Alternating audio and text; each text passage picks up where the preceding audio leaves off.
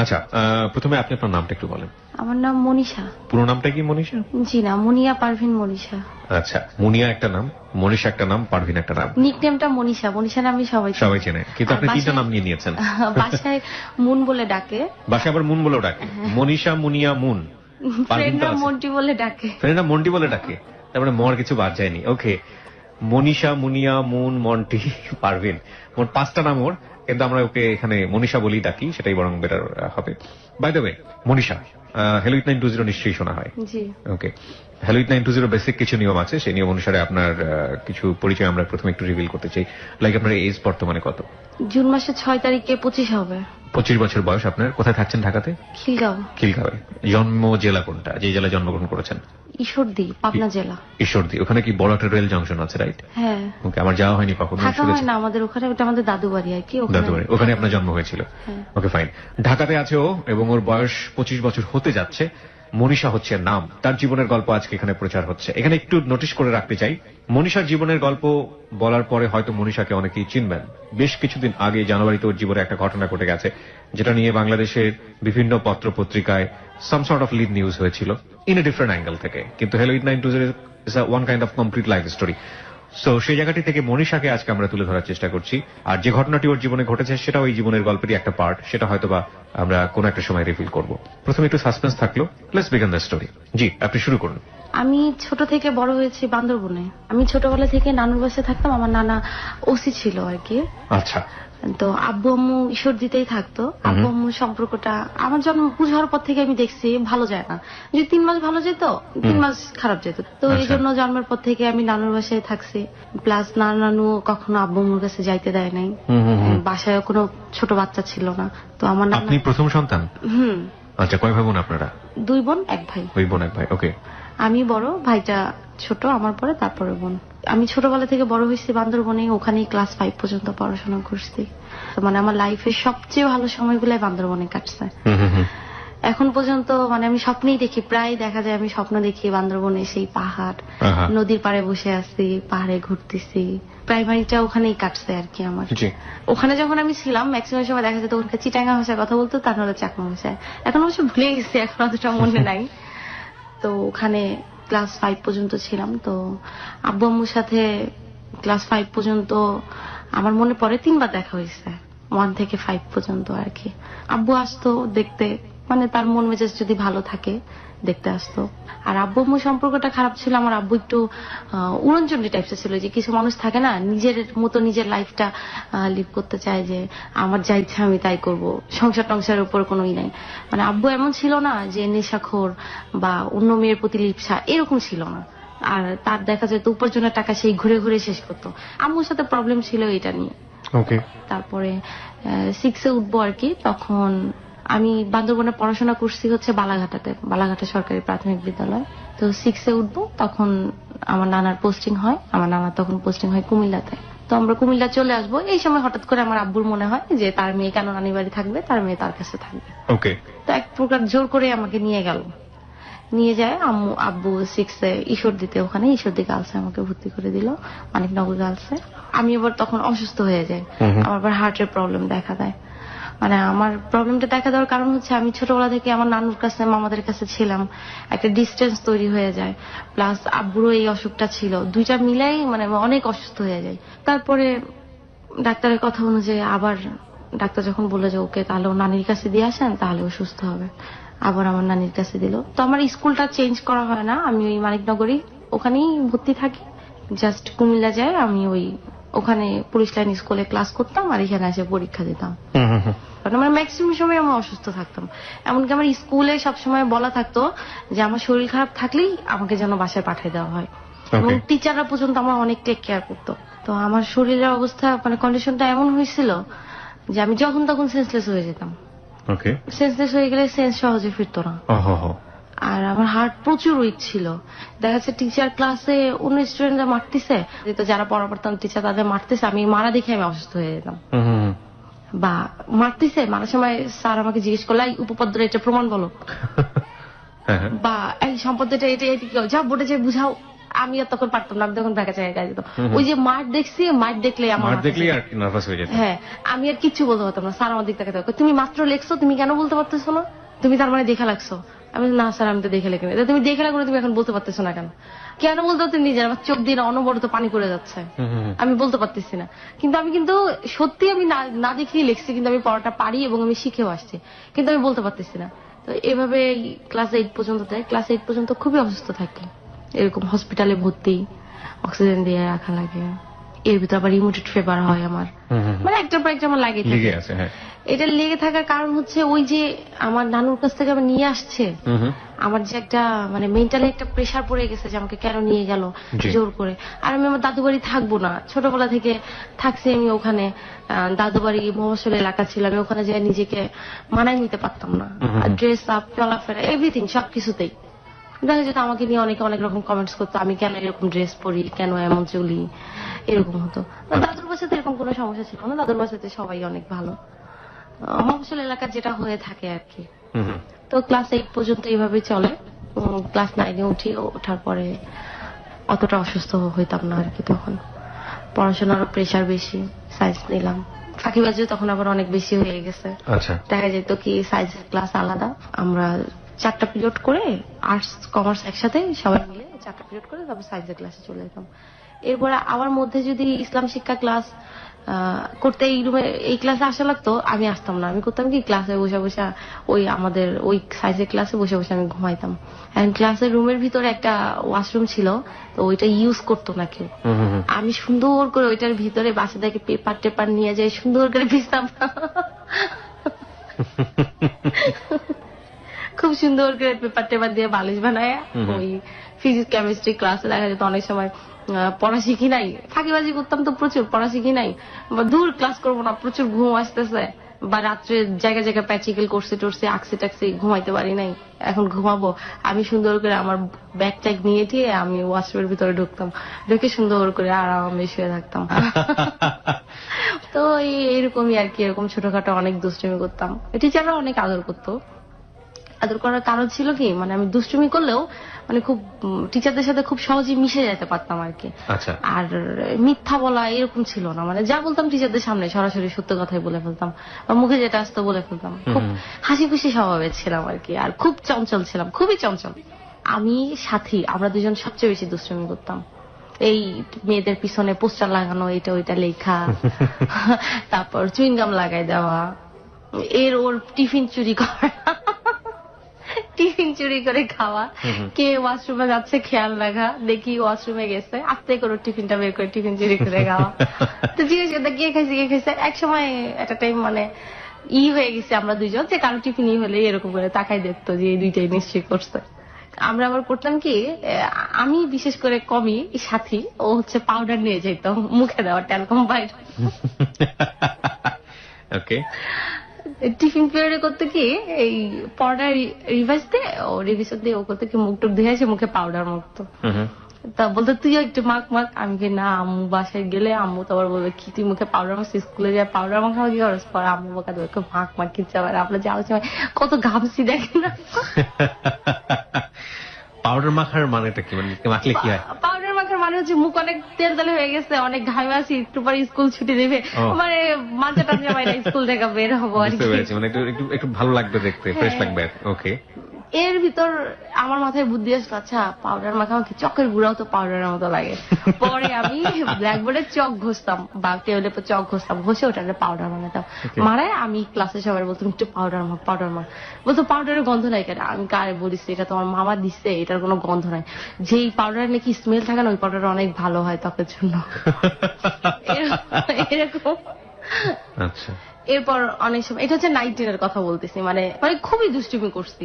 তো অনেক সময় হয়তো কি, বৃষ্টি হচ্ছে, তো স্কুলে গেলে যাদের শরীর বেশি ভিজে যায়, তো জামা কাপড়, তো টিচাররা প্রত্যেক রুমে রুমে যায় দেখতো কার বেশি বৃষ্টিতে বেশি ভিজছে।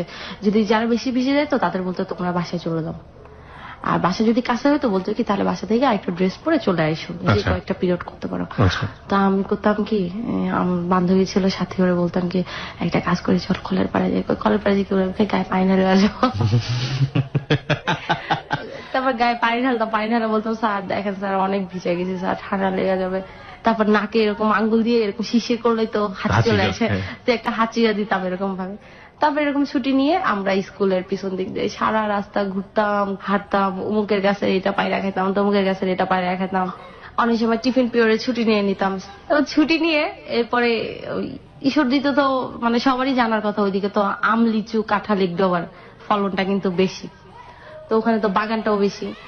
তো আমরা স্কুলের পিছন গেট দিয়ে বের হইতাম, বের হয়ে ওই দিক দিয়ে ওই খেয়াল করতাম কার লিচু পাহারা দিচ্ছে, কোন লোকটা একটু বুড়া মানে একটু বয়স্ক আর কি, বয়স্ক হলে একটু মানে ফাঁকি দিতে একটু সুবিধা হবে।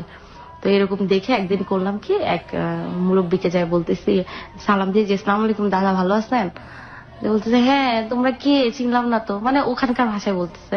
আমার দাদু বাড়ি হলেও আমি মানে ওখানকার ভাষাটা ভাবে বলতে পারি না। আচ্ছা, বলতেছি যে আপনি আকমল ব্যাপারী চেনেন না? কই হ্যাঁ চিনি তো, কি হয়েছে?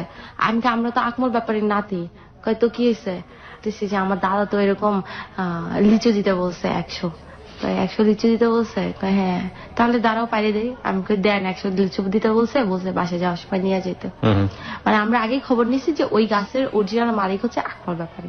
আচ্ছা, আর সে হচ্ছে ওই যে প্রত্যেক বছরে মানে একজনের কাছে ওই যে লিজ দেয় না, মানে মনে করেন আমার গাছ থাকলো, আমি আপনাকে এই বছরের ফলনটা আপনার কাছে বিক্রি করে দিলাম, এরকম আর কি। বুঝতে পেরেছি, হ্যাঁ। তো এরকম 100 লিচু দিল, আমরা দুজন তো আরাম এসে সারা রাস্তা হাঁটতেছি খাইতেছি, একদম খায়াটা তো মানে জিহ্বা টিব্বার অবস্থা 12টা বাজে যেত, তারপরেও খাইতাম। আরেক গাছের আম চুরি করতাম, ঢেল দিয়া আম পাড়তাম, কাঁচা আম। তো আমাদের ওইদিকে তখন নতুন বিশ্বর হচ্ছিল আর কি। জি, তো আমরা ওই রাস্তা দিয়ে না এসে ওই নতুন বিশ্বর দিয়ে হাঁটতে হাঁটতে, অনেক দূর হইতো বিশ্বর দিয়ে গেলে, তারপর ওই রাস্তা দিয়ে টাইম পাস করার জন্য হাইটে আসতাম। বৃষ্টি হলে বৃষ্টিতে ভিজতাম, গরুর গাড়ি দেখলে গরুর গাড়িতে উঠতাম, লাফায় উঠতেন। হ্যাঁ লাফাই উঠতাম। কোনো বান্ধবীর বাসা পড়লে ওই বান্ধবী যদি স্কুলে না যেত ওর বাসায় যেতাম, আরে তুই নাকি অসুস্থ, তুই স্কুলে যাস নাই কেন? তোরা স্কুল থেকে ছুটি, আরে ছুটি নিয়ে নিছি, ভাবলাম এদিক দিয়ে যাইতেছি তোর বাসায় হয়ে ঘুরা যাই। দুপুর হয়ে গেল, ওর বাসায় ঢেকা পরে ওই বাসায় লাঞ্চ করতাম। ওকে, এইভাবেই আর কি ক্লাস 10 পর্যন্ত কাটে। তারপরে তো সামনে এসএসসি পরীক্ষা। এসএসসি পরীক্ষার আগে আমি আবার ঘোরতর হঠাৎ করে অসুস্থ হয়ে গেলাম, ওই টেনশনে আর কি। মানে এসএসসি পরীক্ষা টেনশনই অসুস্থ। মানে আমি কোনো টেনশনই করতে পারতাম না।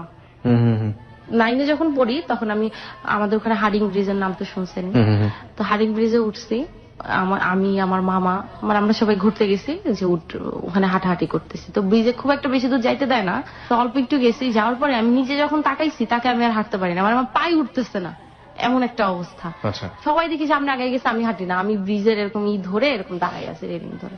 ওকে, আর মামা বলতেছে কি ব্যাপার, আসো এদিকে আসো, আর অল্প একটুই তো যাবো, বেশি তো যাবো না। আমি মামা আমি তো হাঁটতে পারি না। এখন আমি কান্না শুরু করে দিচ্ছি, আমি হাঁটতে পারি না। মানে এত মানে কোন টেনশনই করতে পারতাম না, কোনো ভয় জিনিসটা খুব কাজ করতো আর কি। ওকে। তো এসএসসি পরীক্ষার আগে অসুস্থ হয়ে গেলাম। অসুস্থ হয়ে যাওয়ার পরে কিছুদিন হসপিটালে থাকলাম, তারপর একটু সুস্থ হয়ে গেলাম। এরপরে তো পরীক্ষার প্রস্তুতি, পরীক্ষা দিলাম আল্লাহর রহমতে। আমাদের বাড়ির ওদিককার আবার একটা ছেলে আমাকে আবার খুব পছন্দ করতো। তো ওর নাম ছিল হচ্ছে রনা। ওকে। মানে আমার ওরকম ছিল না, স্কুলে পড়তাম, মানে মাথায় ওই জিনিসগুলা প্রেম টেম তখনও অতটা মানে মাথায় ঢোকে নাই এই ব্যাপারগুলা। ওকে। তো আম্মু জানলো ব্যাপারটা, আম্মু জানে, তো আম্মু সেই রকমই যে আমার মেয়ের মাথায় এখন এসব ঢোকে না, ইনকেস যদি আমার মেয়ের মাথায় সব বসা যায়, এই প্রেমের ভুট্টুত বসা গেলে তো সব শেষ, একবারে পড়াশোনা সব। তো আম্মু আবার ওই ছেলের বাসায় যায়, ছেলের খুব বইকে আসছে, ছেলের মার ইচ্ছা মতো বলে আসছে। ছেলের মার সাথে আমার আম্মুর মানে বিশাল একটা ঝগড়া। ও ছেলের মারে আমরা বড় আম্মু বলে ডাকতাম। তো আম্মু সেই ছেলের মাকে বিশাল বকাটকা দিয়ে আসতো, ছেলেরও বিশাল বকাটকা দিল। তো তারপরে এসএসসি পরীক্ষা দিলাম, এর মাঝখানে এসএসসি পরীক্ষার আগে এগুলো ঘটলো আর কি। পরীক্ষা দিলাম, দেওয়ার পরে আমি নিজেই আম্মুকে বললাম যে আম্মু এখন তো এসএসসি পরীক্ষা দিলাম, এখান থেকে আমি আর এখানে থাকবো না, আমি নানুর বাসায় চলে যাবো। মানে আমার ওখানে ভালোই লাগতো না আসলে, ওখানে আমি অ্যাডজাস্ট করতে পারতাম না নিজেকে। ওকে। তা আম্মু আবার আব্বুর সাথে কথা বললো যে ও তো থাকতে যাচ্ছে না। তারপরে আব্বু বললো আচ্ছা ঠিক আছে তাহলে চলে গেলে চলে যাক, কি আর করা। তো চলে আসলাম আবার নানার ওখানে। হ্যাঁ, কুমিল্লাতে। ওকে।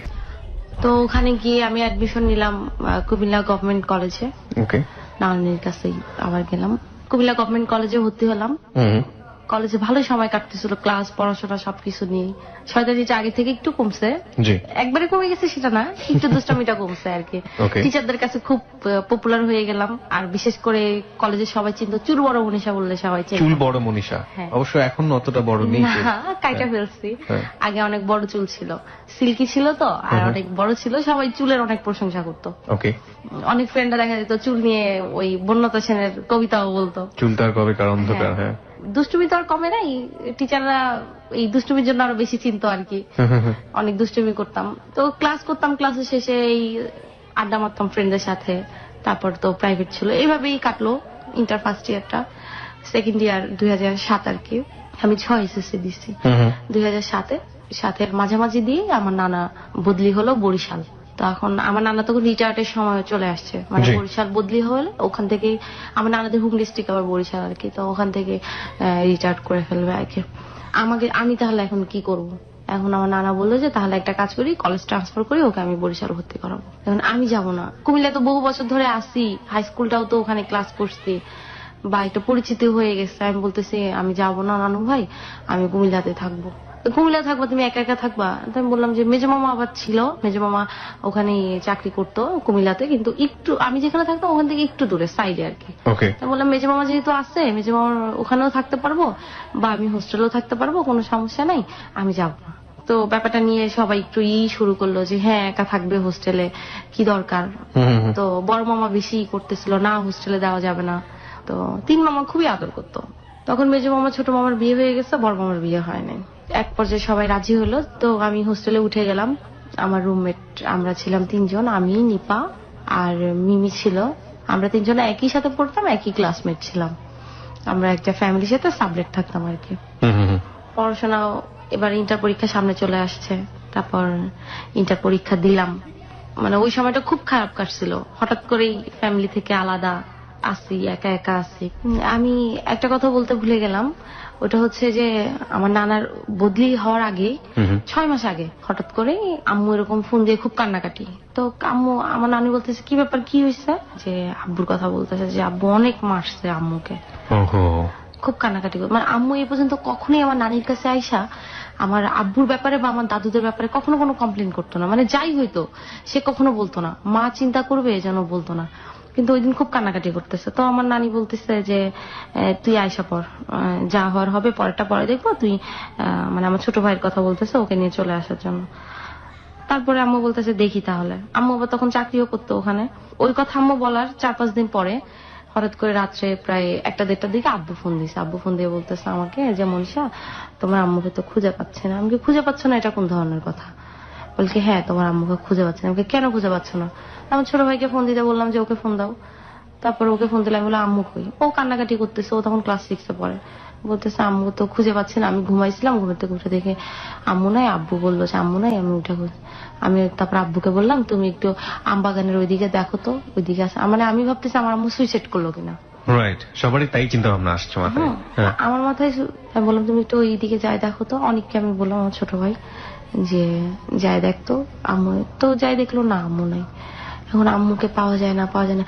আমার আব্বু আমাকে মোটেও বলে নাই যে আসলে আম্মু কেন বাসায় নাই, বা আম্মু কোথায় গেল, কি জন্য, বাসায় কি করছে। আমি আব্বুকে বারবার বলতেছি কি হয়েছে, কি হয়েছে। বলছে না কিছু হয় না, আমার সাথে একটু কথা কাটাকাটি হয়েছে। তারপরে প্রায় 3 দিন পরে হঠাৎ করে দেখি আম্মু কুমিল্লা এসে উঠছে। আম্মুর অবস্থা খুবই খারাপ। মানে আমার আম্মু আবার খুবই সুন্দর, আমার মতো না, একবার ফর্সা।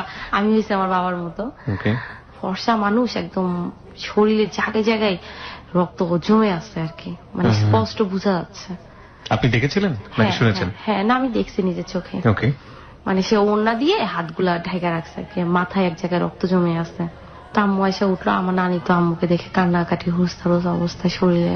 তারপর ডাক্তারের কাছে নিয়ে যাওয়া হইলো, মাথার রক্তগুলা করা হলো, রিমুভ করা হইলো যেখানে রক্ত জমেছিল। আমার আব্বুকে ফোন দিয়ে জানানো হইলো যে আম্মু আসছে বাসায়। তো আমার ছোট ভাইকে দিয়ে যাওয়ার কথা বলা হলো, ছোট ভাইকে দিয়ে গেল না। তো এরপরে আম্মুর মুখ থেকে শুনলাম যে মানে আব্বু খুব মারছে, এত মারছে, মানে আম্মু আর মার সহ্য না করতে পারে না, আম্মু বাসা থেকে বের হয়ে গেছে। কি করবে, ক্রিকেট খেলা স্টাম্প দিয়ে মারছে। তো তারপরে আম্মু বের হয়ে গেল বাসা থেকে, বের হয়ে আম্মু নানুর বাড়িতে গেছিল। ওখানে যে 2 দিন ছিল, থাকার পর তারপর কুমিল্লা চলে আসছে। এর মাঝখানে আমরা ছোটবেলা থেকে প্রায় আব্বু আম্মুর খালি ডিভোর্সের কথা শুনতাম, ডিভোর্স হয়ে যাবে, কিন্তু হয় নাই। আমার নানা নিয়ে চাইতো ডিভোর্স হয়ে যাক, কিন্তু আম্মুই দেয় নাই। আম্মু চিন্তা করতো মেয়েটা বড় হয়ে গেছে, ডিভোর্স দিব, মেয়েটার তো বিয়েরও একটা আছে, কেউ যদি শুনে ব্রোকেন ফ্যামিলি তখন তো বিয়ে করতে চাবে না, এই জন্য দিত না। কিন্তু এবার আর আম্মুর একদম মানে সহ্যই হচ্ছিল না। আম্মু বলতেছে দেখি এবার ডিভোর্সে দিয়ে দেবো, আর তো সহ্য হচ্ছে না, 20 বছর ধরে সহ্যই করে যাচ্ছি, আর কত সহ্য করা যায়। এই মানুষ আমার কোনো খোঁজ নেয় না, খবর নেয় না, আমি নিজেই চাকরি করি, নিজের সংসার নিজে চালাই, খালি ছেলে মেয়ের দিকে তাকাই আমি সংসার করে যাচ্ছি। তারপরে আম্মু আবার এখানে ঢাকায় তারপর আবার নতুন জবে ঢোকে। তো জবে জয়েন করার পরে আম্মু তারপর আব্বুকে, মানে এগুলো আগের মধ্যে বলে, কিন্তু আব্বুকে ডিভোর্স না। আমার ছোট ভাইকে আনার খুব চেষ্টা করে, কিন্তু আমার আব্বু আমার ছোট ভাইকে দেয় না।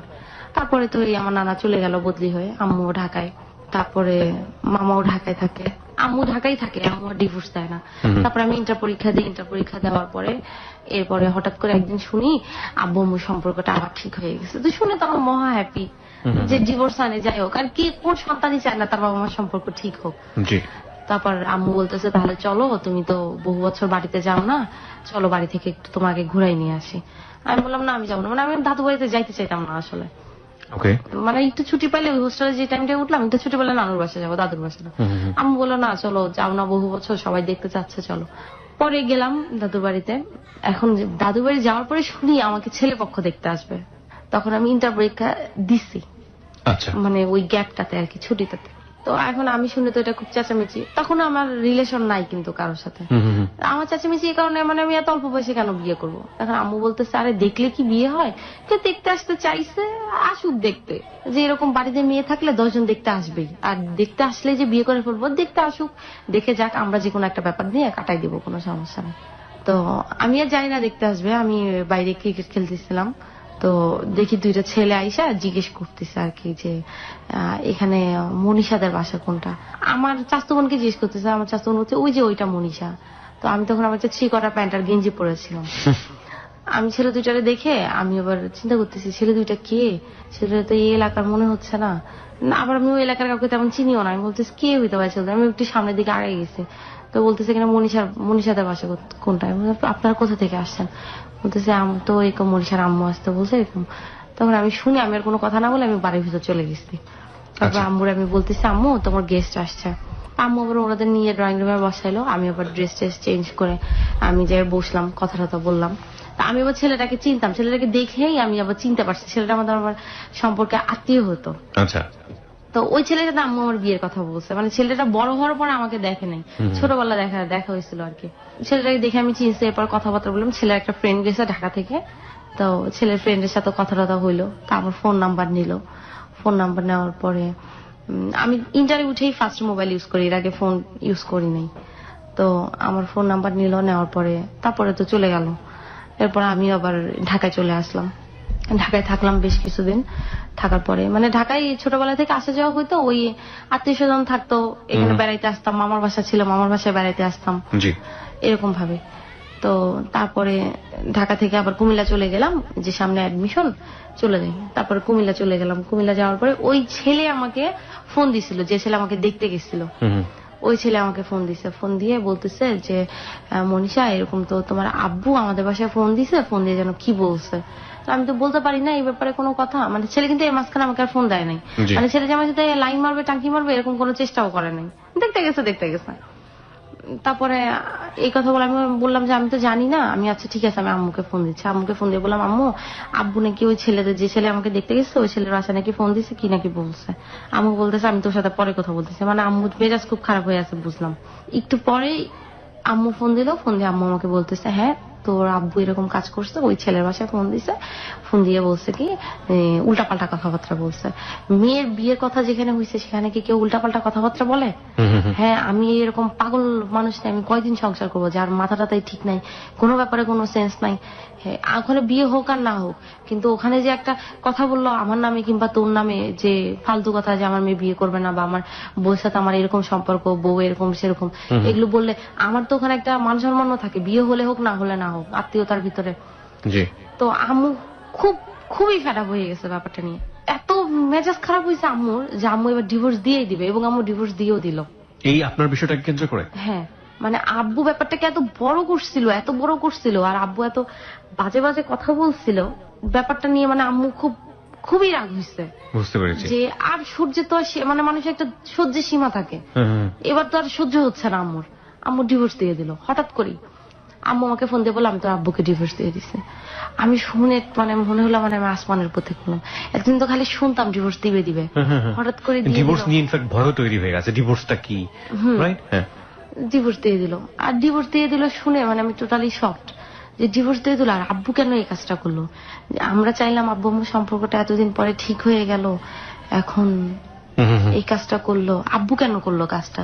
আমি আব্বু তো মেয়ে সম্পর্কে কেউ এই ধরনের কাজ করে? আর বিয়ে ওখানে আব্বুর পছন্দ না, বা আমিও চাচ্ছি না। আব্বু এই ব্যাপারটা আম্মুকে বলতো যে তুমি ওখানে বিয়ে দিও না মেয়ে, তাহলেই তো হইতো। এত কিছু করার কি দরকার ছিল? তো তারপরে আমি আব্বুর কাছে ফোন দিলাম, ফোন দিয়ে বললাম যে আব্বু তুমি কাজটা কি ঠিক করলা? এখন যে এরকম একটা ব্যাপার হয়ে গেল, আম্মু তো ডিভোর্স লেটার পাঠাই দিচ্ছে, এখন কি করবা তুমি? আমাদের লাইফটার কি হবে? আমরা কার কাছে থাকবো? তা আম্মু ডিভোর্স লেটার লিখে দিল হচ্ছে ছেলে বাবার কাছে থাকবে, মেয়ে মার কাছে থাকবে। এরপরে আম্মু অনেককে আনার খুব চেষ্টা করছে, আনতে পারে নাই, আব্বু দেয় নাই অনেককে। তারপরে আমি কুমিল্লাতে অ্যাডমিশন নিলাম ভিক্টোরিয়া কলেজে ডিগ্রিতে। তারপরে আমি পড়াশোনা শুরু করলাম আবার। আর মাথার ভিতরতে এরকম এসব টেনশন আসছেই, এই যে ডিভোর্স হয়ে গেল, এটা তো একটা আব্বু আম্মুর রিলেশন হয়ে গেল, মানে বিশাল একটা ব্যাপার, মানে মনের উপরে খুব বড় একটা চাপ সৃষ্টি হলো আর কি। সারাক্ষণই মন মেজাজ খারাপ থাকতো, ম্যাক্সিমাম সময় মন মেজাজ খারাপ থাকতো যে এটা কি হলো, আমাদের লাইফটার কি হলো। ছোটবেলা থেকে নানু বাড়ি থাকলাম, বাবা মার ভালোবাসা পাইলাম না ওরকম, আবার এমন একটা ব্যাপার ঘটে গেল, কি হবে লাইফটার। তারপরে আমি তখন হোস্টেলে উঠলাম, ওখানে হোস্টেলের নাম ছিল নাহার মঞ্জিল। মানে আমরা যে সাইডটায় থাকতাম ওই সাইডটা পুরাটাই মেয়েরা থাকতো, আর যে বিল্ডিং এ থাকতাম ওই বিল্ডিং এ পুরাটা মেয়েরা থাকতো। একটা রুমে 4 জন 3 জন 2 জন এরকম রুম ছিল, তো আমরা 4 জনের রুমে থাকতাম। আমি ফার্স্টে যখন উঠলাম নাহার মঞ্জিলে, তখন আমার রুমমেট ছিল আমি, নাজদিন, শিরিন আপু। অ্যাডমিশন নিলাম, তারপর পড়াশোনা শুরু করলাম। পরে আমি আবার প্যারামেডিক্যালে ভর্তি হলাম। হঠাৎ করে মনে হলো যে না, একজন বললো এক ফ্রেন্ড যে প্যারামেডিক্যালে কোর্স করতে পারছিস, তুই তো সায়েন্স স্টুডেন্ট ছিলি, বেটার হবে। আর আমার পড়াশোনাটাও আসলে হচ্ছিল না, কারণ হচ্ছে ওই যে মাথায় ওই প্রেশার, মানসিক একটা চাপ, মানে পড়াশোনায় মনোযোগ বসাতে পারছিলাম না। দিন দিন দেখা যাচ্ছে আমার সবকিছু মানে ভালো করব কি, আমার ওর খারাপ হয়ে যাচ্ছে সবকিছু। প্যারামেডিক্যাল ভর্তি হলাম, পড়াশোনায় অনেক ব্যস্ত হয়ে গেলাম, ভাবলাম যে এটা নিয়ে নিজেকে ব্যস্ত রাখি। এবং আমি প্রচুর কিন্তু ওই যে দুষ্টুমিটা কিন্তু করতাম। হোস্টেলে আমি এত দুষ্টুমি করতাম, মানে আমি নাকি হোস্টেলে না থাকলে কারো নাকি ভালোই লাগতো না। মানে আমার দুষ্টুমি করার কারণটাই থাকতো কিন্তু ওই একটা ব্যাপার, মানে সবকিছু থেকে নিজেকে ভুলায় রাখা। তো প্যারামেডিক্যালে ক্লাস করতাম হচ্ছে দুপুর থেকে, আর অনার্সে ক্লাস করতাম সকাল থেকে। তো একদিন, ওটা হচ্ছে 2009 কথা আর কি, আমার 3 তলায় কর্নি নামে আমার এক ফ্রেন্ড থাকতো। তো ও বললো যে আমি তো তখন প্রেম টেম করতাম না, এমনি জাস্ট ফ্রেন্ড সার্কেল ছিল, মানে ওরকম ফ্রেন্ড না যে বয়ফ্রেন্ড ছিল ওরকম না, ফ্রেন্ড। তো ও বললো যে মনীষা, আমার এরকম একটা ফ্রেন্ড আছে, ও তোমার সাথে কথা বলতে চাচ্ছে। আমি কথা বলতে চাচ্ছি, কথা বলাই দিও, সমস্যা নেই। বলে কথা বলতে চাচ্ছে কি, আমি পরিচয় করাই দিব, তুমি কথা বলে। আমি বললাম আচ্ছা ঠিক আছে। তো একদিন পরিচয় করাই দিল, ওর নাম হচ্ছে নাজমুল। হ্যাঁ, তো পরিচয় করাই দিল। ও হচ্ছে বিজিএম থেকে মার্চেন্টাইজিং কমপ্লিট করছে তখন। আপনি ইন্টারমিডিয়েটে পড়েন? না, তখন আমি অ্যাডমিশন নিলাম মাত্র। ইন্টারমিডিয়েটে অ্যাডমিশন নিচ্ছেন? ইন্টার কমপ্লিট করে ফেলছি।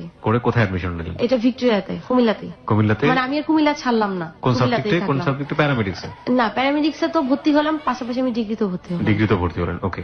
তো তারপরে ভর্তি হলাম, এরপরে ওই নাজমুলের সাথে পরিচয় হলো। পরিচয় হওয়ার পরে কথাবার্তা শুরু হলো ফোনে, এই হাই হ্যালো কথা আর কি, কেমন আছে, ভালো আছে, এগুলো এক কথা দুই কথা এভাবে। এটা 2009 কথা। জি। তো তারপরে এভাবে কথা বলতে বলতে ওর সাথে আমার খুব ভালো একটা সম্পর্ক হয়ে যায়। ও আমাকে একদিন প্রপোজ করলো যে ওর ভাল লাগে, ও আমার সাথে প্রেম করতে চায়। আর তারপরে আমি বললাম যে আসলে প্রেম করবো কিনা জানি না, ভাল লাগে কথা বলতে পারি। তো এরকম ভাবে কথা বলতে থাকি। যাই হোক, দুজনের ভিতরে একটা প্রেম সম্পর্কই হয়ে যায় একটা টাইম। তো তারপরে এটা 2009 শেষের দিকে। তো আমি ওকে আমি বললাম যে দেখো, তুমি আমার সাথে প্রেম করতেছো, বা আমিও এরকম আমাদের একটা রিলেশন আছে, রিলেশনটা কত দূর যাবে, কত দূর বলে, তুমি কতদূর নিতে চাও? আমি কতদূর নিতে চাই, মানে আমি তো ওরকম মেয়ে না যে আজকে এক ছেলের সাথে প্রেম করলাম, ভাল লাগলো না, ছেড়ে দিব। কালকে একটা ছেলের সাথে প্রেম করলাম, ভাল লাগলো না, ছেড়ে দিব। আর আমার সাথে তুমি কথা বলে বুঝতেও পারছো আমি এরকম টাইপসের মেয়ে না। আমি তারপর বললাম যে দেখো আমার লাইফে এরকম এরকম প্রবলেম, ব্রোকেন ফ্যামিলি বা এরকম। এখন তুমি হচ্ছে তোমার বাবার একমাত্র ছেলে, এখন তোমার ফ্যামিলি থেকে কি মাইনা নিবে এগুলো সব? যদি এরা মাইনা নেয় তাহলে আমি সামনে আগাবো, আর যদি মাইনা না নেয় তাহলে বাবা আমাদের রিলেশন এখানে ব্রেকআপ করে দেওয়াটাই বেটার। ও বললো যে তাহলে আমি এখনই বাসায় বলবো, পরে বলে। বললাম না, পরে কেন? আমি কথা বলতে বলতে এমন সময় হবে তোমার উপর আমি অনেক দুর্বল হয়ে গেলাম, তখন তো আমি সরে আসতে পারবো না। তখন আমার লাইফের কি হবে? তুমি তোমার মতো তোমার বাবা মার কথা শুনলা, কিন্তু আমার লাইফের কি হবে? তারপর ওকে আমি অনেক প্রেশার দিলাম, প্রেশার দিয়ে আমি ওকে বাসায় বলাইলাম। বাসায় বলানোর পরে ওর বাসা থেকে, ওর বাবা মার একমাত্র ছেলে ছিল আর কি, ওদের আর্থিক অবস্থা অনেক ভালো ছিল সব দিক দিয়ে। বাবা প্রফেসর ছিল চাঁদপুরের কচুয়াতে, বঙ্গবন্ধু কলেজের প্রফেসর ছিল। মাও শিক্ষিত ছিল। তো ওদের ফ্যামিলি থেকে ওরা চাচ্ছে না, ওদের ফ্যামিলির কথা হচ্ছে যে না, আমরা ব্রোকেন ফ্যামিলির কোনো মেয়ে নিয়ে আসবো না, আমাদের একটা মাত্র ছেলে, আমরা ব্রোকেন ফ্যামিলি মেয়ে নিয়ে আসবো না। ও কথাটা আমার কাছে ফার্স্টে একটু লুকাই গেল, পরে আমি প্রেশার দেওয়ার পর বললো যে হ্যাঁ আমার বাসা থেকে এরকম রাজি না। রাজি না যখন বাবা, তাহলে তোমার মতো তুমি থাকো, আমার মতো আমি থাকি, আমি এই রিলেশন আর সামনে আগাইতে চাই না। তো ওকে আমি না বলে দিলাম, ও মানতে রাজি না। না আমি তোমার সাথে রিলেশন ব্রেক করবো না। আমি কেন ব্রেক করবো না? আমি যেভাবে হোক আমার ফ্যামিলিকে ম্যানেজ করবো। আমাকে তাহলে ম্যানেজ করেই তুমি আইসো, তুমি আমার সাথে রিলেশন কন্টিনিউ করতে সমস্যা কি? আমি এখানে কি জোর জবরদস্তি নাকি রিলেশন নিয়ে? তুমি বলো আমি যেভাবে হোক আমার ফ্যামিলি ম্যানেজ করবো। আমি তুমি যখন ফ্যামিলি ম্যানেজ করবো তুমি তখনই আইসো, এর আগে তোমার আসার দরকার নেই, আর এর আগে তোমার আমার সাথে যোগাযোগ করার দরকার নেই। যোগাযোগের সমস্যা কি? আমি যোগাযোগের সমস্যা তো আমি যত তোমার সাথে কথা বলবো আমি তত উইক হয়ে পড়বো তোমার উপরে। তো একটা সময় দেখা যাবে কি তোমার ফ্যামিলি থেকে রাজি হলো না, আর তোমার সাথে আমি কথা বলে যতটুকু বুঝতে পারছি আসলে তুমি তোমার ফ্যামিলির অমতে যাবো না। আমি অমতে যাবো না, আমি ফ্যামিলিকে রাজি করে আসবো। আমি কাছে ঠিক আছে তুমি রাজি করে আইসো। তো ওটার সাথে ওর সাথে আমার এরকম তর্ক বিতর্কই হয় বলতে গেলে। তো সময়টা একটু খারাপই যায়, মানে খুব খারাপ লাগে যে আমি ফার্স্টে থেকে আসলে আমি এমন চাই নাই আমার লাইফে। আর প্রেম টেমি করছে না, এরকম প্রেমই যেহেতু হইলো তাহলে এরকম হইলো কেন? তখন চিন্তা করলাম যে আসলে আমার মনে হয় প্রেম টেম এসব মনে হয় আমার হবে না, আমার দ্বারা প্রেম বিয়ে এসব সম্ভবই না, আর এরকম হওয়াটাই স্বাভাবিক। বাবা মা যেহেতু এরকম অবস্থা, তখন বিয়েটার উপরও না মানে একটা চলে আসলো যে বিয়ে হলেই মনে হয় ডিভোর্স হবে বা বিয়ে হলেই রিলেশন খারাপ হয়ে যায়, এরকম একটা মানে একটা চিন্তা ভাবনা। হ্যাঁ অটোমেটিকলি চলে আসলো আর কি, এরকম একটা চিন্তা ভাবনা। মনে করলাম তা লাইফে বিয়েই করবো না, এর থেকে বেটার এরকম একাই থাকা। তো হোস্টেলে খুব ভালো সময় কাটতো, মানে যারা আপুরা ছিল খুবই আদর করতো আমাকে, মানে খুব টেক কেয়ার করতো তারা আমাকে, খুব মজার সময় কাটাইছি হোস্টেলে আর কি। মানে বাবা মার সাথে থাইকাও মানে এত বাবা মার সাথে তো থাকিই নাই, যে সময়টাই ছিলাম খুব খারাপ সময় ছিল। আমি আবার আমার রুমমেটদের বাড়িতেও বেড়াইতে যাইতাম, দেখা যেত বাড়িতে যাইতাম না তো ওদের বাড়িতেই বেড়াইতে যাইতাম। আম্মু খুব চেষ্টা করতো ঢাকায় নিয়ে আসার জন্য, ঢাকায় ভর্তি হওয়া, ঢাকায় পড়াশোনা কর। আমি ওই ঢাকায় দেখা যেত ছুটি হলে সপ্তাহে একবার ঢাকায় আসতাম, আইসা বাসায় আইসা থাকতাম, কিন্তু আমি আবার চলে যেতাম। আম্মু বারবার বলতো যে ঢাকায় ভর্তি হওয়া, আমি এত বড় বাসা নিয়ে আমি একা একা থাকি, তুই থাক, তো সমস্যা। না আম্মু আমি থাকবো না। তো ওই নাজমুলের সাথে হয়ে যাওয়ার পরে, তো এটা হচ্ছে 2010-এর কথা, আমি প্যারামেডিক্যাল ক্লাসে যাব, আমি পড়া রিভাইজ দিচ্ছি আর আমি একটা চিত্র আঁকতেছি আর কি। এই সময় হঠাৎ করে একটা ফোন আসছে, ফোন দেওয়ার পরে বলতেছি যে সালাম দিয়ে বলতেছি কে? আমি জ্যাক বলতেছি। জ্যাক? হ্যাঁ, বুঝতে পারলাম যে নিশ্চয়ই টাঙ্কি মারার জন্য কেউ ফোন দিছে। তাই আমি বললাম ভাইয়া এখানে তো রোজ নামে কেউ নাই, আপনি অন্য নাম্বারে ট্রাই করেন। বলে কে বললো? এই যে আমি তো রোজকেই তো ফোন করছি, এই যে আপনি বলতেছেন। তারপরে বললাম যে না ভাই আপনি রং নাম্বারে ফোন দিচ্ছেন, আসলে আমি তো মনীষা বলতেছি। মানে আসে না যে ফোন করলে করে বলবো আমি, আর আমার হচ্ছে ক্লাস কিছুক্ষণ পরে পড়তেছি, রিভাইজ দিচ্ছি, এই জিনিসটা মাথায় ঘুরতেছে। তখন আমি বলতেছি দেখেন ভাইয়া আপনি যেই হন আপনি পরে ফোন দেন, এখন না। আমি ভাবতেছিলাম আমার আবার কাজিনরা অনেক সময় ফোন দিয়ে ফাজলামি করতো, তো ভাবতেছি এরকম পড়ে আমি আপনি যেই হন আপনি আমাকে সন্ধ্যার পরে ফোন দেন। লাইনটা কাটিয়ে দিচ্ছি। 10 মিনিট পরে দেখি আমি আবার পড়তেছি, 10 মিনিট পরে আবার ফোন দিচ্ছি। ফোন দেওয়ার পর আমি বলতেছি যে কি ব্যাপার ভাই আপনি বারবার ফোন দিচ্ছেন কেন? বলতেছে আপনি কে এটা বলেন তো। আমি বলতেছি যে আমি যেই হই, আপনি কে? তারপর বলতেছে আমি তো বললামই আমি জ্যাক। আমি বললাম ভাই আপনি তো বললামই আপনি এখানে রোজ তো নাই, যেখানে আছে আপনি ওখানে খোঁজ করেন। বলতেছে আমি তো এখানেই খোঁজ করতেছি। আমি বলছি এখানে তো নাই রে ভাই। আমার বলতেছে আপনি কি করেন? আমাকে দেখেন ভাইয়া আপনি যাকে ফোন দিচ্ছেন সে ঠিক আছে, আপনি রোজকেই ফোন দিচ্ছেন, কিন্তু ফোনটা হচ্ছে আমার আপার, আমি হচ্ছে এই বাসার কাজের মেয়ে, আমি কাজ করি এই বাসায়। আর তো আপাতত হচ্ছে একটু ওয়াশরুমে গেছে, আপনি পরে ফোন দেন। তো তাহলে আপনি কেমন কাজে মেয়ে, আপনি তো আপনার মালিকের ফোন ধরছেন। আমি তো ওনার দেখাশোনা করি, আমি ওনার ফোন ধরতেই পারি, এটা ও তাই নাকি, আমিও তো এই বাসার দারোয়ান বুঝছি। ওকে ওকে, দ্যাটস রিয়েলি গুড। আমি এই বাসার দারোয়ান, আপনাদের বাড়িতে কি দারোয়ান টারোয়ান নিবে টিবে নিলে আমাকে জানায়েন তো। আমি বললাম হঠাৎ আমাদের বাড়িতে আপনি ঢুকতে ইচ্ছা করছে কেন? কারণ আপনার কথা শুনে খুব ভালো লাগলো, তো আপনার বাড়িতে যে দারোয়ান নিয়োগ নাই আপনি আমাকে জানায়েন তো। আমি বললাম আচ্ছা ঠিক আছে জানাবো। এবার আপনি ফোনটা রাখেন। তারপরে ফোন রাখতেছে না, যে আপনি কি কাজ করেন এই বাসায়, কি কি কাজ করেন ভাই বললেন না, বুয়াদের যে কি কষ্ট আমি বুঝি, আমি তো দারোয়ান, সারাদিন দাঁড়ায় থাকতে হয়, কত কষ্ট। আমি বললাম আপনার কি কষ্ট, আপনি তো খুব ভালো টিপস পান, দারোয়ান হলে তো কত সুবিধা, আস্তে আস্তে সালাম দিবেন আর টিপস পাবেন। আর আমার তো কত কষ্ট বলেন তো, কত কাজ করা লাগে সারাদিন, ঘর মোছা লাগে, কাপড় কাচা লাগে। ওকে, 5-7 মিনিটের মতো কথা বলতে থাকি। কথা বলতে এরপর আমি বলি যে আচ্ছা দেখেন ভাই, আপনি যেই হন ভাইয়া, বহুত কথা হয়েছে ভাই, আমি এখন রাখি, আমার কিছুক্ষণ পরে ক্লাস, আপনি আমাকে আগামী 4-5 ঘন্টা ফোন দিবেন না, আমি আপনার পরে দরকার হলে ফোন দিলে দিব, আপনি ফোন দিবেন না, আর আপনি আমাকে ডিস্টার্ব করেন না, আমি কিন্তু ক্লাসে ঢুকবো। তো এই কথা বলে ফোন রেখে দিই। এরপরে আমাকে আর ফোন দেয় না, আমাকে রাত্রে ফোন দেয়। তারপরে আমি বললাম যে হ্যাঁ বলেন কি বলবেন। বলতেছে যে আপনি মিথ্যা কথা বলতেন কারণ আপনি বাসায় কাজের মেয়ে। আপনি তো মিথ্যা বলছেন, আপনি কি দারোয়ান নাকি, দারোয়ানের কথা কি এরকম থাকে নাকি, দারোয়ানের কথা কেমন থাকে আমি জানি। আপনি মিথ্যা বললেন কেন? হ্যাঁ আপনি তো একটা মিথ্যুক দেখতেছি, কাজের মেয়ে বলছেন, কই আপনার আপা, কই আপনার আপাকে ফোন দেন। আমি বলছি আপনি কে বলতেছেন বলেন তো আসলে কি আপনি। তারপর বলতে আমি বললাম যে আপনি আমার ফোন নাম্বারটা কোথায় পাইছেন। পাইছি আপনার ফোন নাম্বার। আমি কি কোথায় পাইছেন? বলতেছে যে আপনি সজীবকে চেনেন, এরকম। আমি সজীবের থেকে ফোন নাম্বার পাইছি। তো আমি বলছি কোন সজীব, পরে চিন্তা করতেছি কোন সজীব কোন সজীব। পরে মনে হয়েছে ওই যে আমাকে দেখতে গেছিল আমাদের বাসায়, জি, ওর সাথে ওর ফ্রেন্ড গেল ঢাকা থেকে, ওর নাম ছিল সজীব। ওকে, তাই বললাম যে সজীব খিলগাঁও সজীব। বললো হ্যাঁ। আমি বললাম ও আপনার কি হয়? বলতেছে আমার ফ্রেন্ড হয়। আমি বললাম ও আপনাকে নাম্বার দিচ্ছে? বলতেছে হ্যাঁ, আমি ওর থেকে নাম্বারটা, ও দেয় নাই, আমি ওর ফোন থেকে নিছি। আমি তো আপনি কেমন খারাপ মানুষ যে আপনি ওর নাম্বার থেকে, ওর মোবাইল থেকে ফোন নাম্বার নিছেন। বলতেছে আসলে কি আপনাকে আমি আরো এক সপ্তাহ আগে একদিন ফোন দিছি, আপনি আমাকে খুব বকাবকি করছেন, আমি তখন অনেক ড্রাঙ্ক ছিলাম, আমরা 4-5 জন ছেলে মিলে আপনাকে ফোন দিছে, আপনি একটু মনে করেন।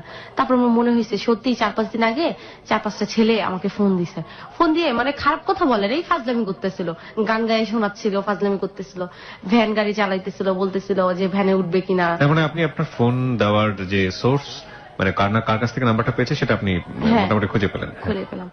তো তারপর আমি বললাম হ্যাঁ ফোন দিছিলেন 4-5 দিন আগে। বলতেছে আপনি তো খুব রাগী মানুষ, আপনি যে গালিগালাজ করছেন। আরে ভাই একটু কথা বললে কি হয়? আমি কথা বলবো না, এখানে জোর জবরদস্তি কিসের? বলতেছে একটু কথা বললে কি হয়? আমি না আমি কথা বলবো না, এখানে তো কোনো জোর জবরদস্তি নাই যে কথা বলতেই হবে। আর আপনি যদি আমাকে ডিস্টার্ব করেন তাহলে আপনার নাম্বারটা আমার ব্লক করতে আমি বাধ্য হবো। তখন দিনে কি ওর নামটা কি উদ্ধার করা গেছে? ওর নাম ওই যে জ্যাকি বলতেছে। জ্যাকি বলতেছে, ওকে। তো উনি অনেক ভদ্র ভাষায় কথা বলতেছে, মানে খুব জেন্টাল আর কি। তখন বলতেছে যে আমি কি আপনার সাথে খারাপ ভাবে কথা বলতেছি, আপনি এভাবে কথা বলতেছেন কেন? আমি বলছি আপনি কি কারোর সাথে বাজি ধরছেন, সত্যি করে বলেন তো। এরকম দুষ্টুমি যদি করে থাকেন আমাকে বলতে পারেন, যদি কারোর সাথে বাজি ধরেন তাহলে ভাই আমি আপনার কথা বলে আমি আপনার জিতাই দিতেছি, তারপর ডিস্টার্ব করবেন না।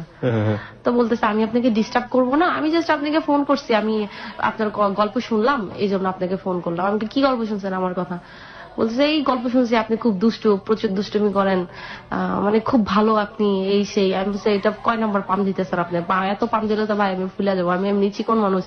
ও বললো যে, আমি বললাম আপনি কিসে পড়াশোনা করেন, জিজ্ঞেস করলো, মানে জাস্ট ইন্ট্রোডিউস আর একটা মানুষের পরিচয় হলে যা যা জানা যায়।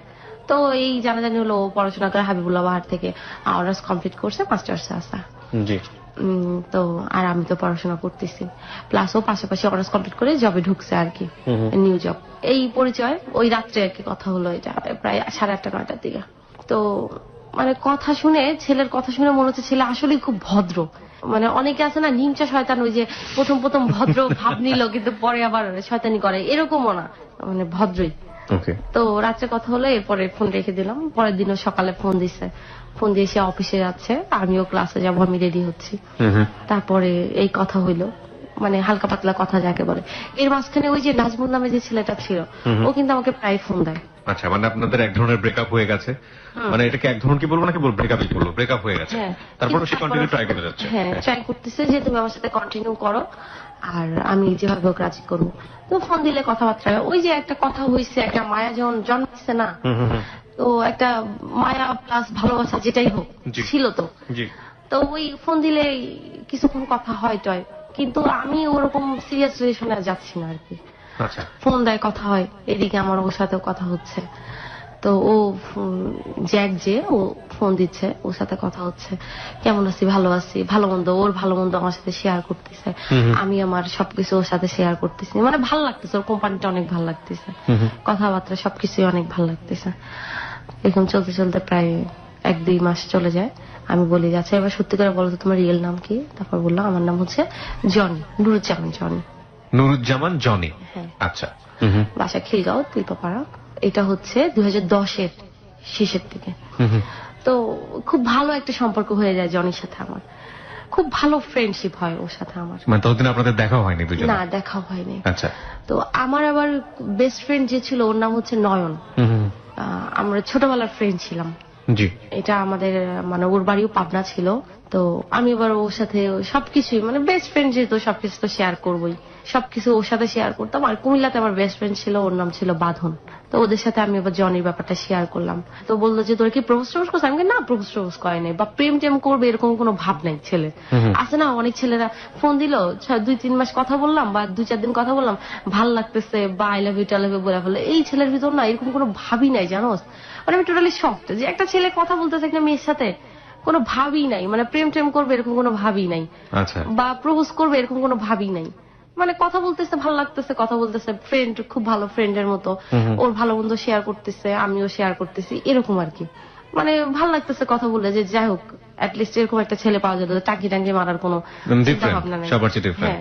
তো নয়নের সাথে শেয়ার করলাম। নয়ন আর আমার লাইফে যা হতো আমি সবকিছু আমার ফ্রেন্ড নয়নের সাথে শেয়ার করতাম এখন পর্যন্ত, এখন অব্দি। এরপরে ওর সাথে কথা চলতে থাকে, এটা 2010-এর শেষের দিকে। তো এর মাঝখানে কিন্তু আমাকে নাজমুলও ফোন দেয়। নাজমুল আমাকে প্রায় ফোন দেয়, মানে ওর ফোনটা লাগাতার প্রতিদিন থাকে না, ওর ফোনটা হঠাৎ মঠাৎ একদিন ফোন দিল। তো নাজমুল ফোন দিলে আমি অ্যাভয়েড করার চেষ্টা করি, করলেও করা হয়ে উঠতো না। এক ধরনের সফট কর্নার কাজ করতো, এক ধরনের সফট কর্নার কাজ করতো আর কি। তো তারপর ওর সাথে কথা বলি। এদিকে জনিকে আমি নাজমুলের কথাটা তখনও বলি নাই, যেহেতু আমার এটা হচ্ছে না, এটা আমি আর ঢাকঢোল পিটায় বলে তো লাভ নেই। জি। তো তারপরে 2011 জানুয়ারি 4 তারিখ জনির বার্থডে। জনির বার্থডে? হ্যাঁ। ওকে। আমি ঢাকায় আসবো আর কি। আমি তো আমার বাসায় প্রত্যেক সপ্তাহে আসি, মাঝে মাঝে 2-1 সপ্তাহ মিস হয় আর কি, আম্মুর কাছে আসি। তো আমি বাসায় আসবো, তো জনি বলতেছে যে তাহলে তো 4 তারিখে আমার বার্থডে, 4 তারিখের আগে এসো। আমি বললাম দেখি, চেষ্টা করবো, আমি তো 4 তারিখেও যাইতে পারি, শিওর না, মানে ক্লাস যদি অফ থাকে ক্লাসের উপর ডিপেন্ড করে আর কি। তো আমার 3 তারিখে ক্লাস শেষ হলো, হতে হতে বিকাল হয়ে গেছে, আমি আর রওনা দেই নাই, যে 4 তারিখ ভোরে রওনা দেবো। আচ্ছা। 4 তারিখে সকালে আবার প্ল্যান কি 4 তারিখে দেখা করবেন ওনার সঙ্গে? না, এর আগে হচ্ছে, ও সরি ভুলে গেলাম, মিস করছি। হ্যাঁ, এর মাঝখানে এর আগে ওর সাথে আমার একবার দেখা হয়েছে। কিভাবে ফার্স্ট মিটটা? এটা হচ্ছে 2010-এর অক্টোবরে, শাহজাহানপুর ইসলামী হসপিটালটা আছে না, এটার নিচে দেখা হয়েছে। আমি আমার নানুকে ডাক্তার দেখাইতে আসছি, তো হঠাৎ করে আমি ওর সাথে দেখা করবো না, ও অনেক বলতেছিল দেখা করতে, দেখা করো। তো হঠাৎ করে মনে হলো যে তাক দেখাই করে যাই, ওর বাসা তো শাহজাহানপুর থেকে আর কতটুক।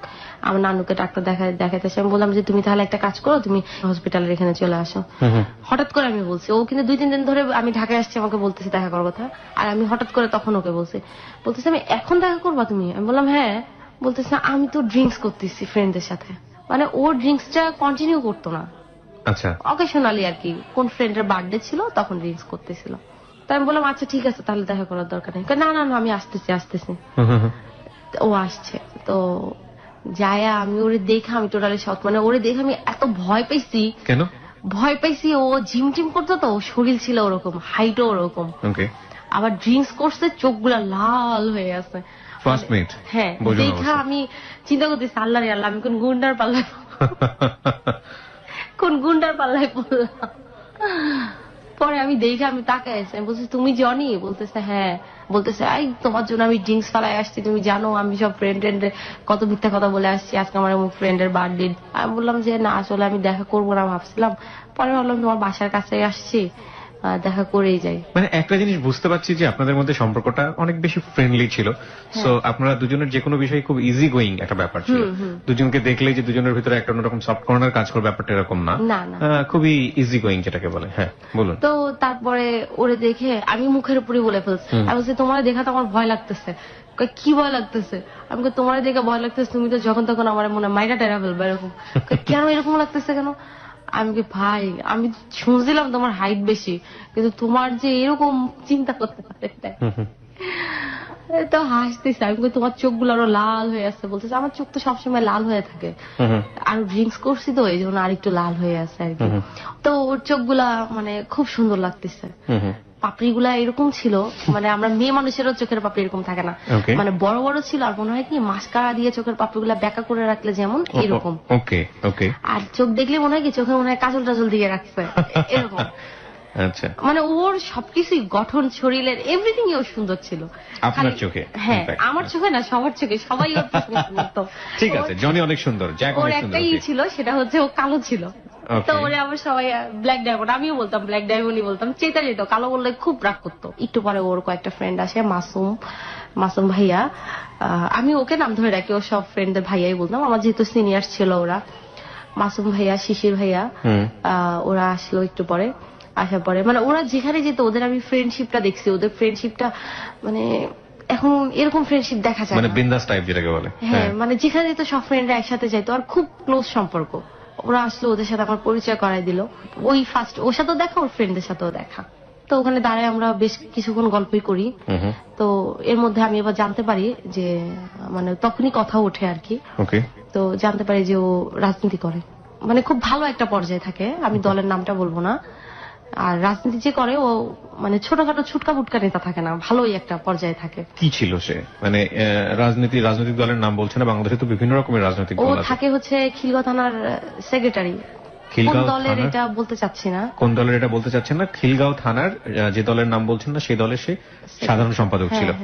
এবং এটা কি বাংলাদেশের শীর্ষস্থানীয় দুটো রাজনৈতিক দলের মধ্যে যে কোনো একটি? ওকে, হ্যাঁ। তারপরে জানার পরে আমি তো এটা জানার পরে জিনিসটা কি হয় না, সাধারণত নেগেটিভ ভাবে নাই, কিন্তু সাধারণ আমরা যারা রাজনীতি করি না, এরকম রাজনীতি যারা করে, ছাত্র রাজনীতি বলেন বা যে রাজনীতি বলি না কেন, সেখান থেকে কিন্তু খুব সহজভাবে জিনিসটা কিন্তু কেউ রিসিভ করে না সাধারণ জায়গা থেকে। তো আপনার রিয়াকশন কি ছিল? আমার রিয়াকশন ছিল কি, আমি আসলে ওরকম সফট ফার্স্টে হয়েছিলাম, পরে অতটা হয় নাই, কারণ ওর সাথে আমি যে কয় মাস কথা বলছিলাম, আমি ওর ভিতরে একটা দেশপ্রেম একটা ভাব দেখছিলাম। মানে দেশের জন্য কিছু করব, এলাকার জন্য, ওর এলাকার উন্নয়ন করবো। ও তো আমার সাথে সবকিছু শেয়ার করতো, তো এগুলো বলতো আর কি, ওর এলাকায় ও এটা করবে, ওর এলাকায় ও এটা করবে, এটা নির্মাণ, এটা করবে, সেটা করবে। প্লাস আমি ওর সাথে মানে কথা বলে একটা জিনিস দেখছি, ও মানে মানুষের খুব হেল্প করতো। এবং এই ব্লাড দেওয়া, ও কিন্তু প্রত্যেক 3 মাস না 4 মাস পর পর ব্লাড দিতে হয় না, তো ও কিন্তু এটা কন্টিনিউ ব্লাড দিত। আচ্ছা, তার মানে এই রাজনীতির ব্যাপারটা আপনার ক্ষেত্রে তেমন একটা নেগেটিভ কোনো কিছু না না। আচ্ছা, ওকে। ওর ভিতরে আমি ওরকম গুণাবলী দেখি নাই। আচ্ছা, আমি যদি ওর ভিতরে ওরকম গুণাবলী দেখতাম তাহলে নেগেটিভ অর্থে কোনো গুণাবলী এরকম দেখি নাই। আচ্ছা।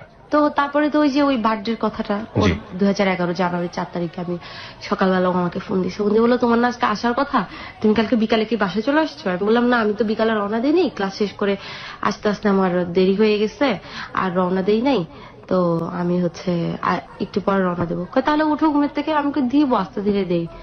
বলে যে তুমি কি সায়দাবাদ এসে নামবা নাকি যাত্রাবাড়ি নামবা? যাত্রাবাড়ি থেকে গাড়ি দেবো। তখন তো আপনি কুমিল্লাতে? হ্যাঁ। তো মানে আমি আম্মুর বাসায় আসতেছি, আম্মু তো ঢাকায় থাকে। তো আমি উঠে রওনা দিলাম। রওনা দেওয়ার পরে এর মাঝখানে তো আমার সাথে কথা হয়েছেই, মানে আমি ঢাকার কাছাকাছি চলে আসছি। তারপর আমি বলতেছে আমি তো সায়দাবাদ আসছি। আমাকে তুমি সায়দাবাদ আসছো কেন? আমি কিন্তু পরে আসতে বলছি সায়দাবাদ, কারে না তোমার সাথে দেখা করে যাবো। আমি বললাম দেখা করো পরে, আমরা তখন মিরপুর থাকতাম।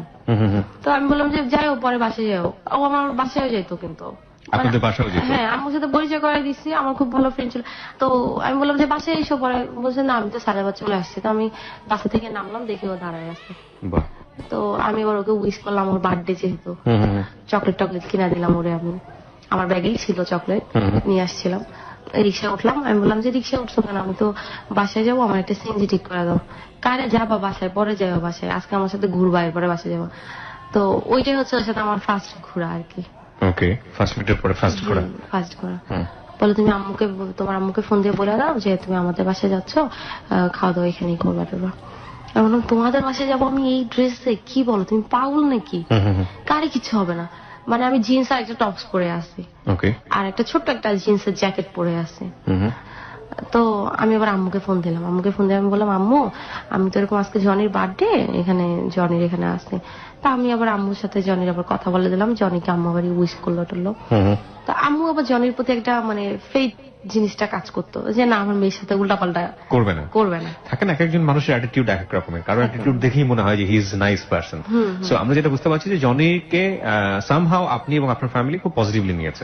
ওকে, তো তারপরে আমি তো ওর বাসায় যাবো না, আমার খুব লজ্জা লাগতেছে, জিন্স টপস পরে আসি, ওর বাসায় যাবো, কেমন একটা দেখায় সাই ফিল করতেছি যে আমি ওর থেকে আবার গল্প শুনছি, ওর আবার পুরান ঢাকা একটু কনজারভেটিভ, ওদের বাসায় ওর আব্বু আম্মু, ওর থেকে গল্প শুনছি আমি কে কেমন। আমি বলছি দেখো তোমার আব্বু আম্মু এমন কি মনে করে, তারপর বলতেছে আরে কি মনে করবে। পরে গেলাম ওর বাসায়, ওর আব্বু আম্মুর সাথে পরিচয় করাই দিল। ওর আব্বু তো আমাকে দেখে এরকম করে তাকাই আছে, আমি তো ওর আব্বু তাকানে দেখে বুঝতে পারছি বাবার বাবা উনি তো মাইন্ড করতেছে। তারপরে খাওয়া দাওয়া করলাম, খাওয়া দাওয়া করে বের হয়ে আসলাম। বের হওয়ার পরে আমরা মৌচাকে আর কি আনারকলি মার্কেটের ওখানে গেলাম। ওখানে যে ওর ফ্রেন্ড ট্রেন্ড সব আসলো, সব মিলা ধুমছে আড্ডা মারা। আড্ডা মারতেছি, এরপরে প্রায় 8টার মতো বাজে গেল। এরপরে আমি বললাম যে বাসায় চলে যাওয়া দরকার, তারপরে আমাকে বাসায় দিয়ে আসলো। ঢাকায় থাকলাম 2-3 দিন, আবার ক্লাসের টাইম হয়ে গেল, পরে আবার কুমিল্লা চলে গেলাম। তার 2-3 মাস পরে ও আবার কুমিল্লা গেল। কুমিল্লা যাওয়ার পরে সারাদিন ঘুরলাম ফিরলাম। আমি আর আমার রুমমেট ছিল লতা আপু। তো লতা আপু আবার খুব ভালো গান গাইতে পারতো। তো লতা আপু ওকে আবার একদিন গান শোনাইছিল। গান শোনানোর পরে ও লতাপুর সাথে দেখা করবে।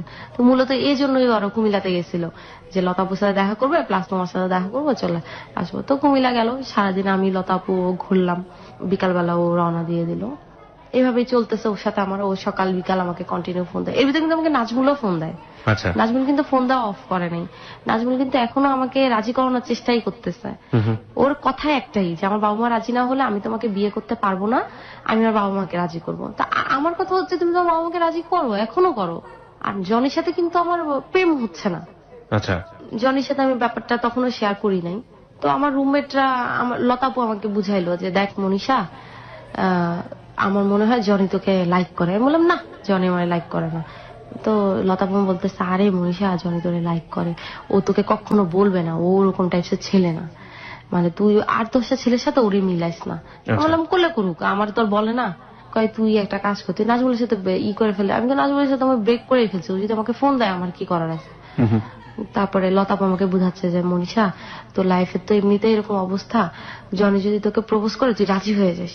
আমি আরে লতাপু কি বলো, ও রাজনীতি করে, ওর লাইফের কোনো সিকিউর আছে, প্লাস না সম্ভব না। আর ওর বাবা মাও যে রাজি হবে এর কিসের গ্যারান্টি। লতাপু আমাকে বলতেছে দেখ মনীষা, জনি এমন একটা ছেলে, আমার মনে হয় যে জনি যদি তোকে প্রপোজ করে তো রাজি হয়ে যাওয়া উচিত। এবং জনি নাজমুলের মতো ওই কাজটা করবে না বা ওই কথাটা বলবে না যে আমার বাবা মা রাজি হলে তোমাকে বিয়ে করবো, তা না হলে না।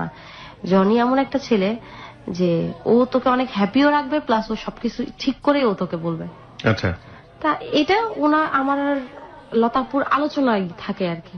তো তারপরে 2011 মাঝামাঝি দিয়ে হঠাৎ করে আমি জনির সাথে কথা বলা বন্ধ করে দিই। কোনো কারণ ছিল কি? কোনো কারণ ছিল বলতে কি, আমার কাছে কেন জানি মনে হচ্ছে জনি আমাকে পছন্দ করে। তো 11 মাঝামাঝি দিয়ে আমি বুঝতে পারি যে ও আসলে আমাকে পছন্দ করে। ফোন দিলে আমি ইগনোর করা শুরু করে দিই। কারণটাই হচ্ছে ওই যে নাজমুলের থেকে আমি যে ব্যাপারটা পাইছি, ওর ফ্যামিলি রাজি হয় নাই, আমি আর চাচ্ছিলাম না কোনো প্রেমে যাইতে। আবার প্রেম টেম করবো, আবার এরকম কাহিনী হবে, বাবা এসব দরকারই নাই আমার। তখনও জনি আমাকে বলে যে তুমি আমাকে ইগনোর করতেছো কেন, কারণ কি? আমি বললাম দেখো জনি, আমি আসলে চাচ্ছি না, আমি চাচ্ছি আমাদের সম্পর্কটা যেমন ছিল এরকমই থাক। আমি বললাম তুমি যা ভাবতেছো এরকম তো এটা সম্ভব না। কেন সম্ভব না কেন? আমি কোন দিক দিয়ে খারাপ? আমি বললাম দেখো, খারাপটা মেন কথা না, খারাপ আমি, আমার প্রবলেম, তোমার কোনো প্রবলেম নেই। তারপর বলতেছে যে তোমার এই প্রবলেম, আমার কাছে কোনো প্রবলেম না। তা আমি বললাম প্রবলেম না তোমার ফ্যামিলির জন্য, আমার ফ্যামিলির কাছে কোনো প্রবলেম না। আপনি আপনার ব্রোকেন ফ্যামিলির কথা বললেন, রাইট? ওকে, কেন সম্ভব না কেন? আমি বলি তুমি রাজনীতি করো, তোমার লাইফের কোনো সিকিউর নাই, কোনো নাই, যে কোনো মুহূর্তে এটা একটা ফ্যাক্ট, রাইট? খুব রাজি করানোর চেষ্টা করতেছে আমাকে, কিন্তু আমি রাজি হচ্ছি না। এক পর্যায়ে খুব রাগ করে আমাকে ফোন দেওয়া বন্ধ করে দেয়। আচ্ছা, হঠাৎ করে 3-4 দিন পরে আমাকে ফোন দেয়। ফোন দিয়ে আমাকে বলে কি মনীষা, আমার তো একটা প্রেম হয়ে গেছে। আমি বললাম ভালো তো, গুড নিউজ। আমি শুনে যে আসলে তখন খারাপ লাগতেছে এরকম কোনো কিছু না, ও ভাবতেছে আমার হয়তো খারাপ লাগছে, এক ধরনের জেলাসি তৈরি করা বা এক ধরনের করা। হ্যাঁ, মেয়ের নাম কি বলতেছে, ওর নাম তো মৌ, দাঁড়াও তোমার সাথে আমি কথা বলে দিব। আমি বললাম আমি কথা বলে কি বলবো, কারণ আমি তো তোমার ওই মেয়ের কাছে আবার সারাক্ষণ আমারই গল্প বলতো, মনীষা এটা মনীষা সেটা। ঘন্টাখানেক পরে মেয়ের সাথে আমার কথা বলাই দিছে। কথা বলার পরে আপনার ফিলটা কি হলো? কথা বলার পরেও ফিল তো তারপরে টু বি অনেস্ট আপনার কি ফিল হচ্ছিল সেই মুহূর্তে? কেমন যেন রাগ রাগ হচ্ছিল।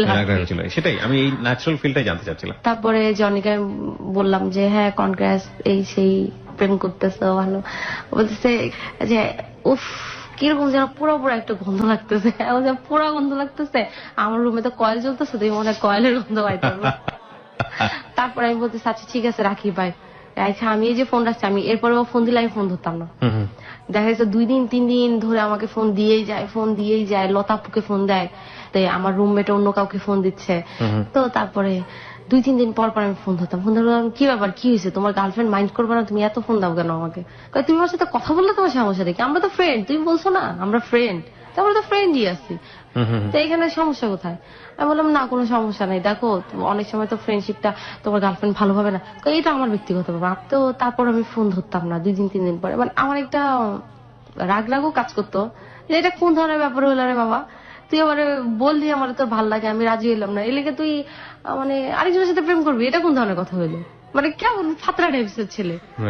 কয়েকদিন পরে এরকম যাচ্ছেই ওর গার্লফ্রেন্ডের সাথে আমার নিয়েও ঝামেলা হয়েছে। ওর গার্লফ্রেন্ড ওকে বলছে যে হ্যাঁ তুমি ওর সাথে কথা বলবা, তা নাহলে আমার সাথে কথা বলবা। ও আবার এই কথা ফোন দিয়ে আমাকে বলছে, আমাকে তাহলে ফোন দাও কেন, ফোন দিয়ে আবার তুইও বলতাম আমি ওকে, তুমি যে বলতাম সবসময় তা না, তুইও বলতাম। তো বলতেছে যে না আমার তো তোমার সাথে কথা না বললে ভালো লাগে না, তোমার সাথে শেয়ার না করলে আমার ভালো লাগে না। আমি শোনো তুমি একটা ফালতু আর তোমার গার্লফ্রেন্ড হচ্ছে আরেকটা ফালতু, 2 ফালতু মিলায় তোমাদের অবস্থা, তাহলে জগতের সবচেয়ে ভালো হচ্ছে তুমি না? আমি তো ভালো, আমি কি খারাপ নাকি? তোমার গার্লফ্রেন্ড হচ্ছে একটা আস্তা ফালতু একটা মেয়ে।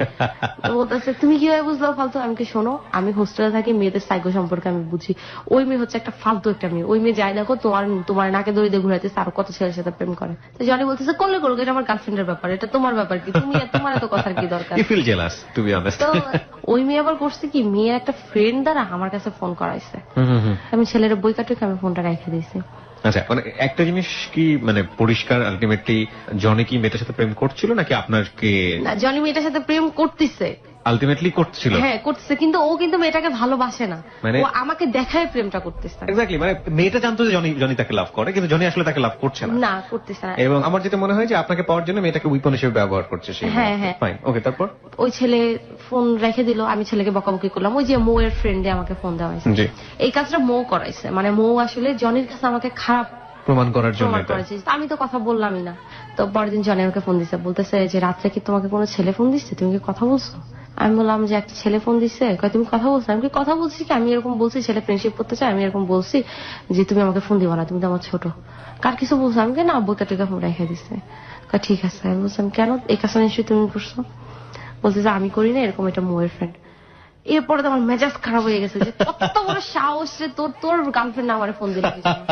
আমি তো গালি গালাজ কইরা, মানে মুখে যত রকম গালি আসে, তোর ফ্রেন্ড কেন, তোর গার্লফ্রেন্ড কেন ফোন দিবে? আলটিমেটলি কাটা খায় নুনের ছিটা। ওকে, ও চুপ করে সব শুনতেছে, কিন্তু ও খালি বলতেছে তুমি তো রাগ করতেছো কেন, রাগ করতেছো না, রাগ করে গিয়েছে। এটা আমার মানে আমি যাই বলি ও তারপর ওর গার্লফ্রেন্ডের খালি প্রশংসা আমার সামনে, ওর গার্লফ্রেন্ড আর ফোন দিয়ে খালি গার্লফ্রেন্ডের প্রশংসা করতো, গার্লফ্রেন্ড এটা করছে, গার্লফ্রেন্ড সেটা করছে। তো এভাবে ওর গার্লফ্রেন্ডের সাথে ওর সম্পর্ক চলে প্রায় 3.5 মাসের মতো। হঠাৎ করে একদিন আমাকে ফোন দেয়, ফোন দিয়ে আমাকে বলতেছে যে মনীষা একটা কথা বলি। আমি বলি বলো কি হয়েছে? মন মেজাজ তার খারাপ। আমি বলি কি হয়েছে তোমার? তো বলতেছে মনীষা এরকম মৌ তো এরকম একটা ছেলের সাথে আমি দেখছি। আমি তো তোমাকে আগেই বলছি ও ফালতু মেয়ে, আমি তো ওই মেয়ের নামে যত বদনাম আছে, মানে মেয়ে সম্পর্কে, মেয়ে এরকম মেয়ে সেরকম, কিন্তু আমি মেয়েকে কিন্তু দেখি নাই পর্যন্ত চোখে। বলতেছে মনীষা তোমার কথাই ঠিক, দেখছো তুমি আসলে তুমি যদি রাজি হয়ে যেতা, এখন ওর মুখ দিয়ে সত্যি কথা বাইরে যাচ্ছে আগে, বলে তুমি যদি রাজি হইতা তাহলে কি আমি এই মেয়ের সাথে প্রেম করতাম? আমার পার্সোনালিটির সাথে কি এই ধরনের মেয়েরা যায়? তোমার জন্যই তো আমি এসব ফালতু মেয়েদের সাথে প্রেম করা লাগছে, এখন আমার মান সম্মান নিয়ে টানাটানি শুরু হয়ে গেছে। আমি মানে কি তুমি প্রেম করছো তোমার ব্যাপার, আমার কারণে কি? তুমি রাজি হলে আমি তোমার সাথে প্রেম করতাম, এই মেয়ের সাথে প্রেম করতাম নাকি? তারপরে আবার শুরু ঝগড়া তার সাথে। আবার আমারে বলতেছে যে তুমি আমার এত জ্বালাইতেছো ইদানিং, তোমার জ্বালা আমি মইরাই যাবো। আমি বলতেছি মইরা যাও। আমি তোমার কি জ্বালাইতেছি, আর আমার জ্বালা তোমার যদি মরতে ইচ্ছা করো তাহলে তুমি মইরাই যাও। মানে ওই যে ঝগড়া হয়েছে যে ঝগড়ারিতে আমি বুঝতে পেরেছি। ও বলতেছে আমি কিন্তু সত্যি মইরা যাবো, তুমি দেখো, তুমি যে রাজি হইলা না, আমি কিন্তু সত্যি মইরা যাবো। তো ও তখন আমাকে বলতেছে বিয়ের কথা, আবার প্রেম করতে চাচ্ছ না তাহলে তুমি বিয়ে করে ফেলি, চলো আমরা। ওই বিয়ে নিয়ে আবার ঝগড়াঝাটি, তুই এই এত মুটকি সারা প্রেম করছিস, এই করছিস, আবার আমার বিয়ের কথা কষ্ট সাহস তো কম না। বলতেছে আমি কিন্তু সত্যি তাহলে মরে যাবো। আমি মরে যা, মরে গেলে কি হয়েছে। ফোনটা রেখে দিচ্ছে, ঠাস করে রেখে দেওয়ার পরে রাত্রে ফোন দিছে। রাত্রে ফোন দিয়ে বলতেছে কি যে আমি এরকম স্লিপিং পিল খাইছি। আমি বললাম ভালো করছো তো, স্লিপিং পিল খাইছো, আরো খাও, আরো বেশি করে খাও। আমি নাম বলে দেই, তা আমি আবার একটার পর একটা বলতেছি। আমি আবার যে মানে প্রাইভেটিক্যালে পড়তাম, সেই হিসেবে আমি ওষুধপত্রের নাম একটু আবার ভালো জানতাম। আমি আর বুঝি নাই যে আমি ওষুধের নাম বলতেছি, সত্যি সত্যি ওষুধের নামগুলা লিখে নিচ্ছিল। ও সত্যি সত্যি আমি যেগুলো নাম বলছি সত্যি সত্যি এগুলো কিনে আনছে এবং ওগুলো খাইছেও। আচ্ছা। এরপরে টানা 2 দিন ও স্লিপিং পিল খাইছে, 50টার মতো খাইছেও। OMG। ওকে। 3 দিন সকালবেলা আমাকে ফোন দিচ্ছে, অফিসে যাচ্ছে। আমি বলছি কি হয়েছে, বলতেছে যে আজকে রাত্রেও তো খাইছিলাম। আমি কে ভালো করছো তো, এখনো তো মরো নাই, মরবা না তো, শয়তান মানুষের তাড়াতাড়ি মরে না, এরকম ভাবে বলতেছি আমি। কয় না ঠিকই বলছো, আমি মরতাছি না এখন বলো তো, 50টার মতো ওষুধ খাইলাম এরপরে মরতাছি না। আমি বলতেছি 50টার মতো খাই বলছো, 100টার মতো খাও তাহলে মরবা। আমি ওষুধের নামগুলো বলে দিছি, তোমার মনে নাই? তা বলতেছে আমি তো ওগুলোই কিনাই না খাইছি। আমি কি তুমি ওগুলোই কিনাই না খাইছো, তো তাহলে মরতেছো না কেন? তোমার তো তাহলে একটা কাজ করো, গাড়ির নিচে পুরো মরে যাও। মানে আমি তো আসলে সিরিয়াসলি নিচ্ছি না আসলে কথাগুলো, কিন্তু ও তো সিরিয়াসলি করছে। ও সিরিয়াসলি করতেছে, আমি তখনও জানি না। ও যে আমার বলতেছে যে আমি হাঁটতে পারতেছি না, আমি তুমি ও কথা যেন কেমন জড়াই আসতেছে। তারপরে কথা যখন জড়াই আসতেছে তখন আমি বলতেছি জনি তুমি সত্যি করে বলো তুমি স্লিপিং পিল খাইছো? তো বলছে হ্যাঁ আমি খাইছি তো, আমি কি তোমাকে মিথ্যা বলতেছি? সত্যি আমি খাইছি। আমি তুমি কি স্লিপিং পিল খাইছো? কয় তুমি যেগুলো বলছো এগুলো। আমি তো শুয়েছিলাম, আমি লাফ দিয়ে উঠছি, মানে মাথা নষ্ট আমার। তুমি কয়টা খাইছো? আমি 50টা খাইছি। তুমি 50টার মতো খাইছো, তুমি অফিসে যাচ্ছ মানে? তুমি কথা বলতে পারতেছো, কথাই বলতে পারতেছো, কথা জড়ায় জড়ায় আসতেছে। বলতেছি তুমি অফিসে যাও না, তুমি রিক্সাটা নিয়ে তুমি ব্যাক করো বাসায়। বলতেছে আরে আমি মরবো না, তুমি তো বললা আমি মরবো না। তারপরে ও অফিসে ঢুকলো, অফিসে ঢুকে আমার সাথে কথা বলতেছে। তো অফিসে কলিগরা মিলে সবাই জিলাপি খাচ্ছিল, কোন কলিগ যেন জিলাপি নিয়ে আসছে তো খাচ্ছে। আমি তারপর বলছি আমি জনি তুমি জিলাপি মুখে দিও না। বলছে আমি তো কামড় দিয়ে ফেলছি। আমি তুমি জিলাপি খাও না, তুমি আরে আমি তো মরবো না, তুমি না বলছো আমি মরবো না।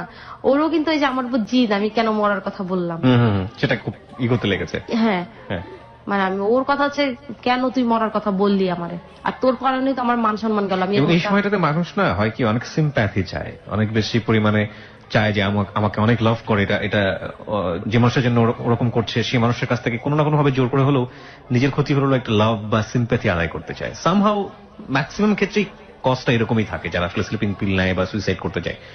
বলুন তারপর। ও জিলাপি খাচ্ছে আর কথা বলতেছে, আমি নিষেধ করতেছি এরপরও খাইতেছে। ও বলতেছে মনীষা আমার বমি আসতেছে, আমি বমি করবো। এই তো আমার তো তখন বুঝতে পারছে এই তো খারাপ লাগা শুরু, তো এখনই অসুস্থ হয়ে যাবে, বমিটা করলেই অসুস্থ হয়ে যাবে। আমি ফোন লাইন কাটে নেই, ও যে বমি করতেছে আমি শুনতেছি।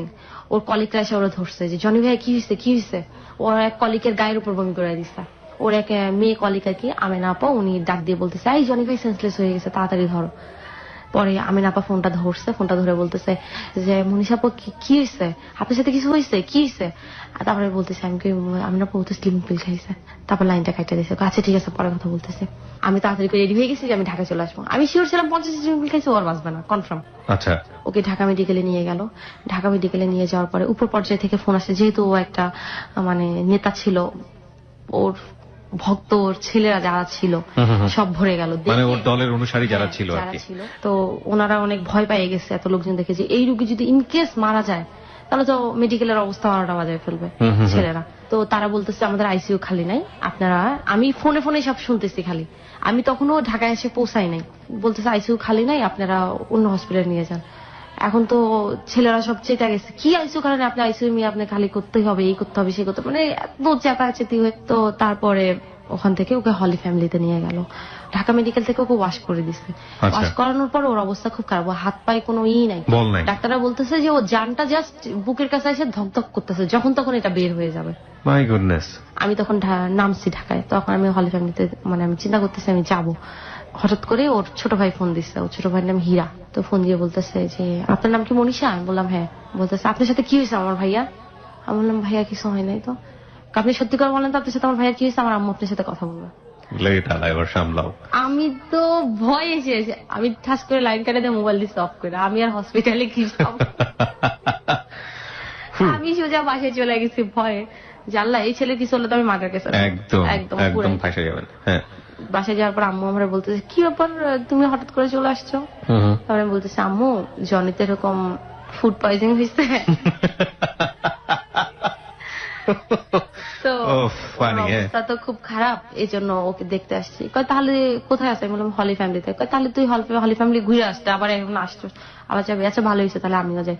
আমি বলছি আম্মু আমরা এখন যাবো না, আমরা কালকে যাবো। আমি ফুড পয়জনিং অবস্থা খুবই খারাপ আম্মু, একেবারে বাথরুম থেকে বেরোতে পারছে না, একজন গিয়ে দেখা করতে পারবো না, তুমি বরং এখানেই থাকো। আমি তো ভয়ে আসছি, আমি তো আল্লাহ করতেছি আল্লাহ ছেলেটার বাঁচে দাও, আল্লাহ জনি বাঁচে দেয় যেন আল্লাহ। একে তো মারার কাছে মামলা খবর, একে তো খারাপও লাগতেছে। পরের দিন খবর নিলাম যে না ও ঠিক আছে, এখন একটু বেটার। না সেন্স ফেরে নাই, সেন্স এখনো ফেরে নাই, কিন্তু মানে বাচ্চার সম্ভাবনা এখন আসছে।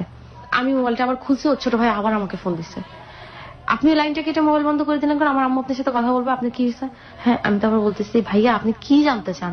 আমার বলতেছে আমার ভাইয়া কেন স্লিপিং পিল খাইছে বলেন তো। আমি বললাম আমি তো আপনার ভাইয়ার ফ্রেন্ড, আমার সাথে তো আপনার ভাইয়ের কোনো প্রেম টেম কিছু নাই। আপনার ভাইয়ের প্রেম ছিল যে মৌ নামে মেয়েটা আছে না, ওর সাথে। ওকে ফোন দেন? হ্যাঁ, আপনি ওকে একটা ফোন দেন, ওকে ফোন দিতে পারেন। ওর নাম্বার আমার নেই, ওর ফ্রেন্ডের নাম্বার আমার কাছে আছে। তারপরে জনির ফ্রেন্ড মাসুম ভাই ওদের জিজ্ঞেস করলো, ওরাও বলতেছে যে না আসলে তো মনীষের সাথে জনির কোনো প্রেম নাই, না আসলে তো আমার সাথে প্রেম ছিল না। এগুলো গেল, যাওয়ার পরে ওর 4 দিনের দিন ওর সেন্স আসছে। তা আমি তো ফোনে খবর নিচ্ছি ওর ফ্রেন্ডদের থেকে। 4 দিন ওর সেন্স আসার পরে ও আমাকে ফোন দিছে। ফোন দেওয়ার পরে মানে এত আস্তে আস্তে কথা বলতেছে, ওর কথা আমি লাউড স্পিকার দিয়ে শুনতে পাচ্ছি না, পরে হেডফোন লাগাইছি, এত আস্তে। আমি বলছি তোমার সেন্স আসছে? বলতেছে হ্যাঁ। আমাকে তুমি আসার সাথে সাথে আমার ফোন দিছো? তোমার আব্বু আসছে? কয় না আব্বু আছে, বাইরে আছে। আমি কি তাহলে তুমি মোবাইল পেলা কোথায়? ওই যে ভিতরে ওনাদের ফোন দিয়ে ফোন দিচ্ছে। তাই আমি বলতেছি তোমার সাহস কত বড়? বলতেছে আমি তোমাকে একটু পরে ফোন দিচ্ছি, আমার মোবাইলটা যেন কোন ছোট ভাইয়ের কাছে আছে, নিয়ে ফোন দিচ্ছি। আমি তুমি আমাকে এখন ফোন দিতে গেছো কেন? তোমার এখন কেমন লাগতেছে জিজ্ঞেস করতে। বলতেছে তুমি কোথায়? আমাকে ঢাকায়। ঢাকায় আসছো? তো হসপিটালে আসছো না? আমি বললাম যে না আসেনি। ঢাকায় কেন আসছো? ভাবছো আমি মইরা যাবো এই জন্য আসছো? আমি কিন্তু তখন অনবরত কাঁদতেছিলাম। মানে আমার কেন জানি খুব কান্না পাচ্ছে। যে your heart is melting, যে আমি বললাম আরো স্লিপিং পিল খাই ফেলা। আমি বলতেছি যে আমি বললাম আর তুমি খাইলা, তুমি এটা একটা কাজ করলা। তো বলতেছে তুমি তো বললাম মইরা যেতে, এই জন্য মইরাই যাবো ভাবতেছি। তো ভাবলাম মইরাই যাবো, এখন মরতে দিল না। মনে হয় তোমার সাথে আমার বিয়েটা কপালে আছে গো, এই জন্য মনে হয় মরে। আবার এই কথা মানে বিয়ের কথা মুখ থেকে যাচ্ছে না, করবেই সে। This is amazing. প্রিয় শ্রোতা, আপনাদেরকে তো তারপরে আমি বলতেছি যে তুমি আইসিইউতে থাকা তোমার এই বিয়ের কথা কয়, এই জন্যই তো খাইলাম, এইটা কি বাদ দিব বলো? আমি বলতেছি আচ্ছা তুমি ফোন রাখো, যাও তোমার আব্বু আম্মুকে ডাকাও, নার্স দিয়ে ডাকে কথা বলো। তো ফোনটা রাখলো। ঘন্টাখানেক পরে, এই 1 ঘন্টা পরে আমাকে আবার ফোন দিল ওর ফোন থেকে। আমি খালি বলতেছি তুমি কাজটা ঠিক করলা, এটা একটা কাজ করলা, তোমার একটা রেপুটেশনেরও তো ব্যাপার আছে। ও রাজনৈতিক সবাই জানলো কি ও হচ্ছে স্লিপিং পিল খেয়েছে, এটা জানেই নাই কেউ। সবাই জানলো যে ফুড পয়জনিং হয়েছে, স্লিপিং পিল খাইছে। এটা জাস্ট মানে খুব কাছের কয়েকজন জানলো, কারণ ও তো একটা লিডার ইমেজ নষ্ট হয়ে যাবে ফলোয়ারদের কাছে, যে আসলে কেউ মানতে পারবে না। আমি যাকে লিডার মানবো সে নারী ঘটিত কোনো ব্যাপারে কিংবা তার হার্ট উইক হয়ে গেছে এবং সে কারণে সে স্লিপিং পিল খেয়েছে, তাকে নিজের জায়গা থেকে লিডার মানাটা খুব ডিফিকাল্ট হয়ে যাবে। এবং এটা লিডারদের আসলে অনেক কিছুই ছেপে যেতে হয়, গোপন করে যেতে হয়। ট্রু। এবং যার জীবনের গল্প আসলে আপনি শুনছেন, সে কোনো না কোনো ভাবে যে মানুষের কথা এখানে বলছে সে মানুষের সাথে জড়িত, এবং সে কিভাবে জড়িত সেগুলো এখন পর্যন্ত আপনারা বুঝতে পেরেছেন। আরো ভবিষ্যতে যতক্ষণ শুনবেন আপনারা ফাইনালি ওর সাথে ওর সম্পর্কটা আবিষ্কার করতে পারবেন। এবং উনি বেসিক্যালি জনির কথা এখানে আসছে। বাংলাদেশের 2টি শীর্ষ রাজনৈতিক দল যে কোনো একটি, আমরা কখনোই হ্যালিট 920 আমাদের রাজনৈতিক দলের নাম মেনশন করি না, বাট পরিচয় জানার জন্য একটু ধারণা দেবার জন্য বলছি, শীর্ষ রাজনৈতিক 2টো দলের যে কোনো একটির তিনি খিলগাঁও থানার সেক্রেটারি ছিলেন। ওকে, হ্যাঁ বলুন। তারপরে সুস্থ হয়ে বাসায় গেল। বাসায় যাওয়ার পরে যখন বের হইতে পারলো, বের হওয়ার পরে আমার সাথে দেখা হইলো। তো দেখা হওয়ার পরে আমি তো আমি তাকাই আছি, মানে ও এত শুকায় গেছে, এমন হয়ে গেছে, ওরে দেখে মনে হচ্ছে ওরা টোকা দিলে পড়ে যাবে, এখন ওর মুখে খালি ওই একই কথা, বিয়ে বিয়ে বিয়ে। মানে এখন আর কোনো প্রেমের কথা বলে না, আমি তোমাকে বিয়ে করবো ডিরেক্ট। হ্যাঁ, তারপরে আমি তো এখন ওকে বিয়ে করবো না, আমি বলতেছি না আমি তো বিয়ে করবো না। কেন বিয়ে করবো না? তাই আমি বললাম যে দেখো জনি, আমার এরকম, আমি তখন ওই নাজমুলের কথাটা তুললাম। আমার বলতে তুমি নাজমুলের কথাটা আমাকে বলো নাই। আমি বললাম এটা বলার মতো কোনো কারণ ছিল না, এটা যদি বলার মতো হইতো তাহলে আমি অবশ্যই তোমাকে বলতাম। তো এটা ওর সাথে ওর ফ্যামিলি রাজি না। আমাকে বলতেছে দেখো মনীষা, আমি তোমাকে একা একা বিয়ে করবো না, আমি তোমাকে বলবো না যে চলো কাজে অফিসে বিয়ে করে, আমি আমার ফ্যামিলি নিয়েই বিয়ে করবো তুমি যদি রাজি হও। তাই আমি বললাম যে জনি এটা কোনোভাবে সম্ভব না, তুমি রাজনীতি করো। আর আমার একে তো আমার ব্রোকেন ফ্যামিলি, আমি চাই আমি এমন একটা মানে বটগাছের নিচে যাই বসতে যেটা আমাকে সর্বক্ষণ ছায়া দিয়েই রাখবে। বলতেছে তো আমাকে কি তোমার এরকম লাগে, আমি কি তোমাকে ভালো রাখবো না? তো আমি বললাম হ্যাঁ রাখবা, হয়তো বা রাখবা, কিন্তু আমি কোনো রিস্কে যাইতে চাই না। আমি ব্যাপারটা আমার সবার সাথে শেয়ার করলাম, আমার যে বেস্ট ফ্রেন্ড ছিল বাঁধন, নয়ন, ওদের সাথে শেয়ার করলাম। নয়নও বলতেছে দেখ মনীষা, জনি ভাই ভালো, সব দিক দিয়ে ভালো, কিন্তু ওই যে রাজনীতি করে এই জিনিসটাই বলতেছে। সবারই এক কথা। তো তারপরে এভাবে চলতে থাকে 2012-র ফার্স্টের দিকে ও খুব নাসরবান্দা, বিয়ে করেই ছাড়বে। আমার নানির সাথে আমি ব্যাপারটা শেয়ার করলাম। তো আমার নানি বলে তাহলে একটা কাজ কর, তুই জনিকে বাসে আসতে বলতাম, একটু কথা বলে দেখি।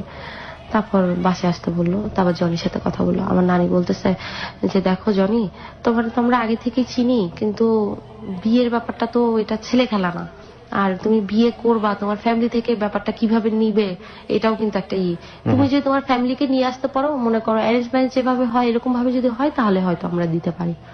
তা আমার নানি বলতেছে যে মনীষা, ছেলেটা তোরে এত ভালোবাসে, অনেক কিছুই পাওয়া যায় জীবনে, কিন্তু এরকম ভালোবাসা কিন্তু জীবনে পাওয়া যায় না। Okay fine, this is very good point. তারপরে ওর বাসায় ও জানাইলো, জানানোর পর ওর বাসা থেকে সত্যি না বলছে, কিন্তু ও ব্যাপারটা আমার কাছে বলতেছে না। মানে বুঝলাম না, মানে জানালো মানে কি জানালো? আমাকে বিয়ে করবে। হ্যাঁ, কিন্তু না করলো কেন? ওই যে ব্রোকেন ফ্যামিলি, আপনাদের ফ্যামিলি ব্রোকেন, এই কারণে ফ্যামিলি থেকে না করে দিল। ওকে, কিন্তু সেটা সে আপনার কাছে গোপন রেখেছে। আমি যে কোনো ভাবে আমি বলছি যাই তোমাদের বাসা থেকে না লোকজন আসার কথা, আসতেছে না কেন? তারপর বলতেছে আসবে, একটু দেরি হবে, এই বোঝো না, মুখ দিয়ে বললে তো আসা হয় না, একটু গোছাইতে হয় না সবকিছু, আসবে। এবং ইনফ্যাক্ট আপনাকে বলবেও না, কারণ এত কষ্টের পর আপনি রাজি হয়েছেন। না হওয়ার পেছনের কারণটা হচ্ছে নাজমুল, বিকজ নাজমুলের সাথে প্রেম করার পর নাজমুলের ফ্যামিলি কিন্তু না করে দিয়েছে, just because of you belongs to the broken family. So ওই জায়গাটি থেকে একই কথা যদি আপনি জনির কাছ থেকেও শোনেন, তাহলে যতটুকু এগোচ্ছিল ততটুকু পিছিয়ে যাবেন। সেই কারণেই জনি এটা বলেনি, খুব স্বাভাবিকভাবেই সেটা সম্ভব। ও চাচ্ছিল ও যেভাবে পারুক ও ফ্যামিলি ম্যানেজ করে নিয়ে আসবে। আচ্ছা, এই জন্য আমার কাছে ব্যাপারটা মানে গোপন করতেছিল, যে আমি গোপন করে যাই, এই যাকে এভাবে আমি ম্যানেজ করে তো নিয়ে যাবই। ওকে। তো এরপরে আমি ওর এক ফ্রেন্ডের থেকে হঠাৎ করে শুনে ফেলি, ওর এক ফ্রেন্ড হাসতে হাসতে আমাকে বলে ফেলে, কিন্তু ওর ফ্রেন্ডও বুঝতে পারে নাই যে আমাকে বলে ফেললে এটার রিয়াকশন এত বেশি হয়ে যাবে। ওকে, প্রিয় জানতে পেরেছেন। তারপর আমি ওকে ফোন দিলাম, আমি ফোন দিয়ে জিজ্ঞেস করলাম যে তুমি কথাটা আমাকে বললা না কেন, তোমার ফ্যামিলি থেকে নাকি না বলে দিচ্ছে। তোমাকে কে বলছে? আমি বলছি যেই বলুক, তুমি বললা না কেন আমাকে? না তো বলে নাই। এরকম তো একটু হয়েই থাকে, পছন্দের কথা শুনলে বাবা মারা একটু রিয়াক্ট করে। আমি বললাম রিয়াক্ট করেনি, তারা তো টোটালি নাই বলে দিচ্ছে। বললো কি যে দেখো মনীষা, রাজি হয় নাই তো কি হয়েছে, আমি যেভাবে হোক আমি ম্যানেজ করব, তুমি একটু জাস্ট ওয়েট করো, একটু ধৈর্য ধরো, আমি 1 মাসের ভিতরে যেভাবে হোক ম্যানেজ করবো, এটা তুমি আমার উপর ছাড়ো। আমি তো বলতেছি না, আমি তো তোমাকে এই কারণেই করতে চাইছি, বলছি যে না এটা হবে না, এটা কখনো সম্ভব না, কিন্তু তুমি তো জোর করে, আমি তো বলি নাই যে আমি তোমার সাথে প্রেম করবো, বা আমিও তোমাকে বলি নাই যে আমি তোমাকে বিয়ে করবো, তুমি বলছো সবকিছু, তো এখন এরকম ঝামেলা হচ্ছে কেন? বলছে তুমি আমাকে 1 মাস সময় দাও, 1 মাসের ভিতরে আমি সব ঠিক করে ফেলবো। এই আবার ঝগড়াঝাটি এসব ব্যাপার নিয়ে, তো তারপরে আমি রাগারাগি করে আমি ফোন রেখে দিচ্ছি। আমি বলছি তুমি আমাকে ফোনই দিবা না, বলতেছে ফোন দিব না, এটা মানে অনেক ধরনের জটিলতা তৈরি হলো আপনাদের সম্পর্কের মধ্যে। ফোন দিব না কেন? তুমি ফোন দিবা কেন যেখানে এত বড় সমস্যা হয়ে গেছে? আমি বলছি যে সেকেন্ড টাইম আপনার জন্য, এটা সেকেন্ড টাইম। হ্যাঁ, আমি বলছি যে এখানে একটা প্রবলেম হইতেই পারে, তুমি কেন তাহলে রিস্ক নিতে গেলে? আমি তো বললামই। বাংলাদেশের ব্রোকেন ফ্যামিলির বিয়ে নিয়ে ও যে ঘটনাটা বলছে সেটা আসলে মোস্ট কমন একটা কেস। হ্যাঁ, মেয়ে যতই ভালো হোক না কেন, যতই গুণে গুণান্বিতা হোক না কেন, শুধু একটা পরিচয় তার সম্পর্ক ভেঙে যাবার জন্য যথেষ্ট, সেটা হচ্ছে মেয়ে ব্রোকেন ফ্যামিলির। ছেলের ক্ষেত্রে এটা তেমন একটা মেজর করে না। ইনফ্যাক্ট বাংলাদেশে বিয়ের ক্ষেত্রে পুরুষতান্ত্রিক সমাজে ছেলের ক্ষেত্রে তেমন কোনো কিছুই ম্যাটার করে না, কিন্তু মেয়েদের ক্ষেত্রে বিষয়টা খুব বেশি ম্যাটার করে। এবং ও যেটা বলছে সেরকম এক্সপিরিয়েন্স অনেকেরই আছে, বুঝতেই পারছেন যে আসলে কি বোঝাতে যাচ্ছে। বলুন তারপর। কারণ এটার কখনোই সম্ভব না। আর তুমি তোমার আব্বু আম্মুকে যেভাবেই হোক ম্যানেজ করবা, ম্যানেজ করে বিয়ে করবা, কিন্তু আমি সারা জীবন তো ওনাদের চোখে কালার হয়ে থাকবো যে আমার ছেলেরে কি করছে না কি করছে, আমার ছেলে এই মেয়ের জন্য পাগল হয়ে গেছে, লাস্টে আমরা প্রেসারে পড়ে রাজি হয়েছি, এই কথাটা আমার সারা জীবন শুনতে হবে। তো তারপরেও ফোন দিতেছে আমার, মানে বুঝানো যেভাবে পারে বুঝানোর চেষ্টা করতেছে আর কি। তা আমি তো কোনোভাবে মানতেছি না, আমি কথা বলতেছি না। ওর ফ্রেন্ডদের মাসুম ভাই, তন্ময় ভাই, ওনাদের পাঠাইলো আমার কাছে, ওনারা আমাকে বুঝাচ্ছে, দীপু ভাইয়া ওনারা বুঝাচ্ছে না এটা আর কোনোভাবে সম্ভব না। আমি তো এমনিতে রাজি ছিলাম না, ও রাজনীতি করে, তারপরে আবার এরকম একটা ব্যাপার, এটা সম্ভবই না, আপনারা বাদ দেন। ওর সাথে আমার যে সম্পর্ক ছিল ফ্রেন্ডশিপ, ওরকম ফ্রেন্ডশিপই থাকবে সারা জীবন, কোনো সমস্যা নেই, কিন্তু আর বাড়ার দরকার নেই। কিন্তু ও তো নাসরবান্দা, ও তো আমার পিছ ছাড়ে না। তো আমি আবার কুমিল্লা চলে গেলাম, এরপরে ও কুমিল্লা গেল, আমার রুমমেটদের সাথে কথা বলতেছে, হোস্টেলের সামনে যে দাঁড়ায় থাকে, আমি কখন বের হব, তো কলেজের সামনে দাঁড়ায় থাকতো। তো এরপরে বলছি তুমি আশ্চর্য ব্যাপার, তুমি ওর সাথে না রাখো, বিয়ে না করো, অ্যাটলিস্ট ফ্রেন্ডশিপের সম্পর্কটা তো রাখবা। আমি বললাম না, তোমার সাথে আমি এর কোনো সম্পর্কই রাখবো না, দরকারই নেই। এর মাঝখানে কিন্তু নাজমুল আমাকে ফোন দেওয়া বাদ দিত না, নাজমুল কিন্তু আমাকে ফোন দিতই। তারপরে আমার মানে টোটালি ব্যাপারটার উপর একটা কেমন যেন একটা হয়ে গেছে। এভাবে যাইতে যাইতে যাইতে মনে করেন 2012 অক্টোবর পর্যন্ত চলে গেছে। অক্টোবর গেল, নভেম্বরের ফার্স্টের দিকে ওর সাথে আবার আমার মানে, তবে ওর সাথে আবার যোগাযোগ কখনো বন্ধ হতো না। 25 দিন 26 দিন গেছে, 1 মাস কখনো পার হতো না। আমি একটা ফোন দিতাম, আমি ওর একটা খবর দিতাম, বা কোনো হরতাল হচ্ছে বা কোনো জায়গায় আমি গ্যাঞ্জামের কথা শুনলাম, বা ওর এরিয়ায় আমি কোনো কিছু শুনলাম, অবরোধের কথা শুনলাম, আমি ওকে ফোন দিতাম না, কিন্তু ওর ফ্রেন্ডকে ফোন দিতাম। ফোন দিয়ে আমি একটাবার খবর নিতাম, ভাইয়া জনি কি ঠিক আছে? আপনি ওকে ডিনাই করতেন, ওকে সরাসরি ডিনাই করতেন, বাট আপনি পরোক্ষভাবে ওর খোঁজ খবর রাখতাম।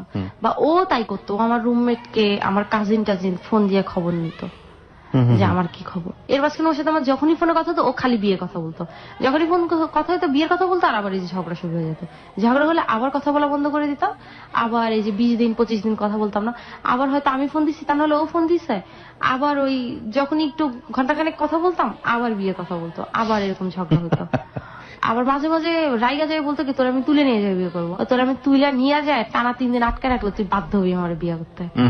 আমি কিন্তু কেমন ছোট লোক মাইন্ডের ছেলে, তুই চিন্তা করতি আমার তুলে নিয়ে যাও, চিন্তা করতে আমার কষ্টকে 3 দিন আমার আটকে রাখবি।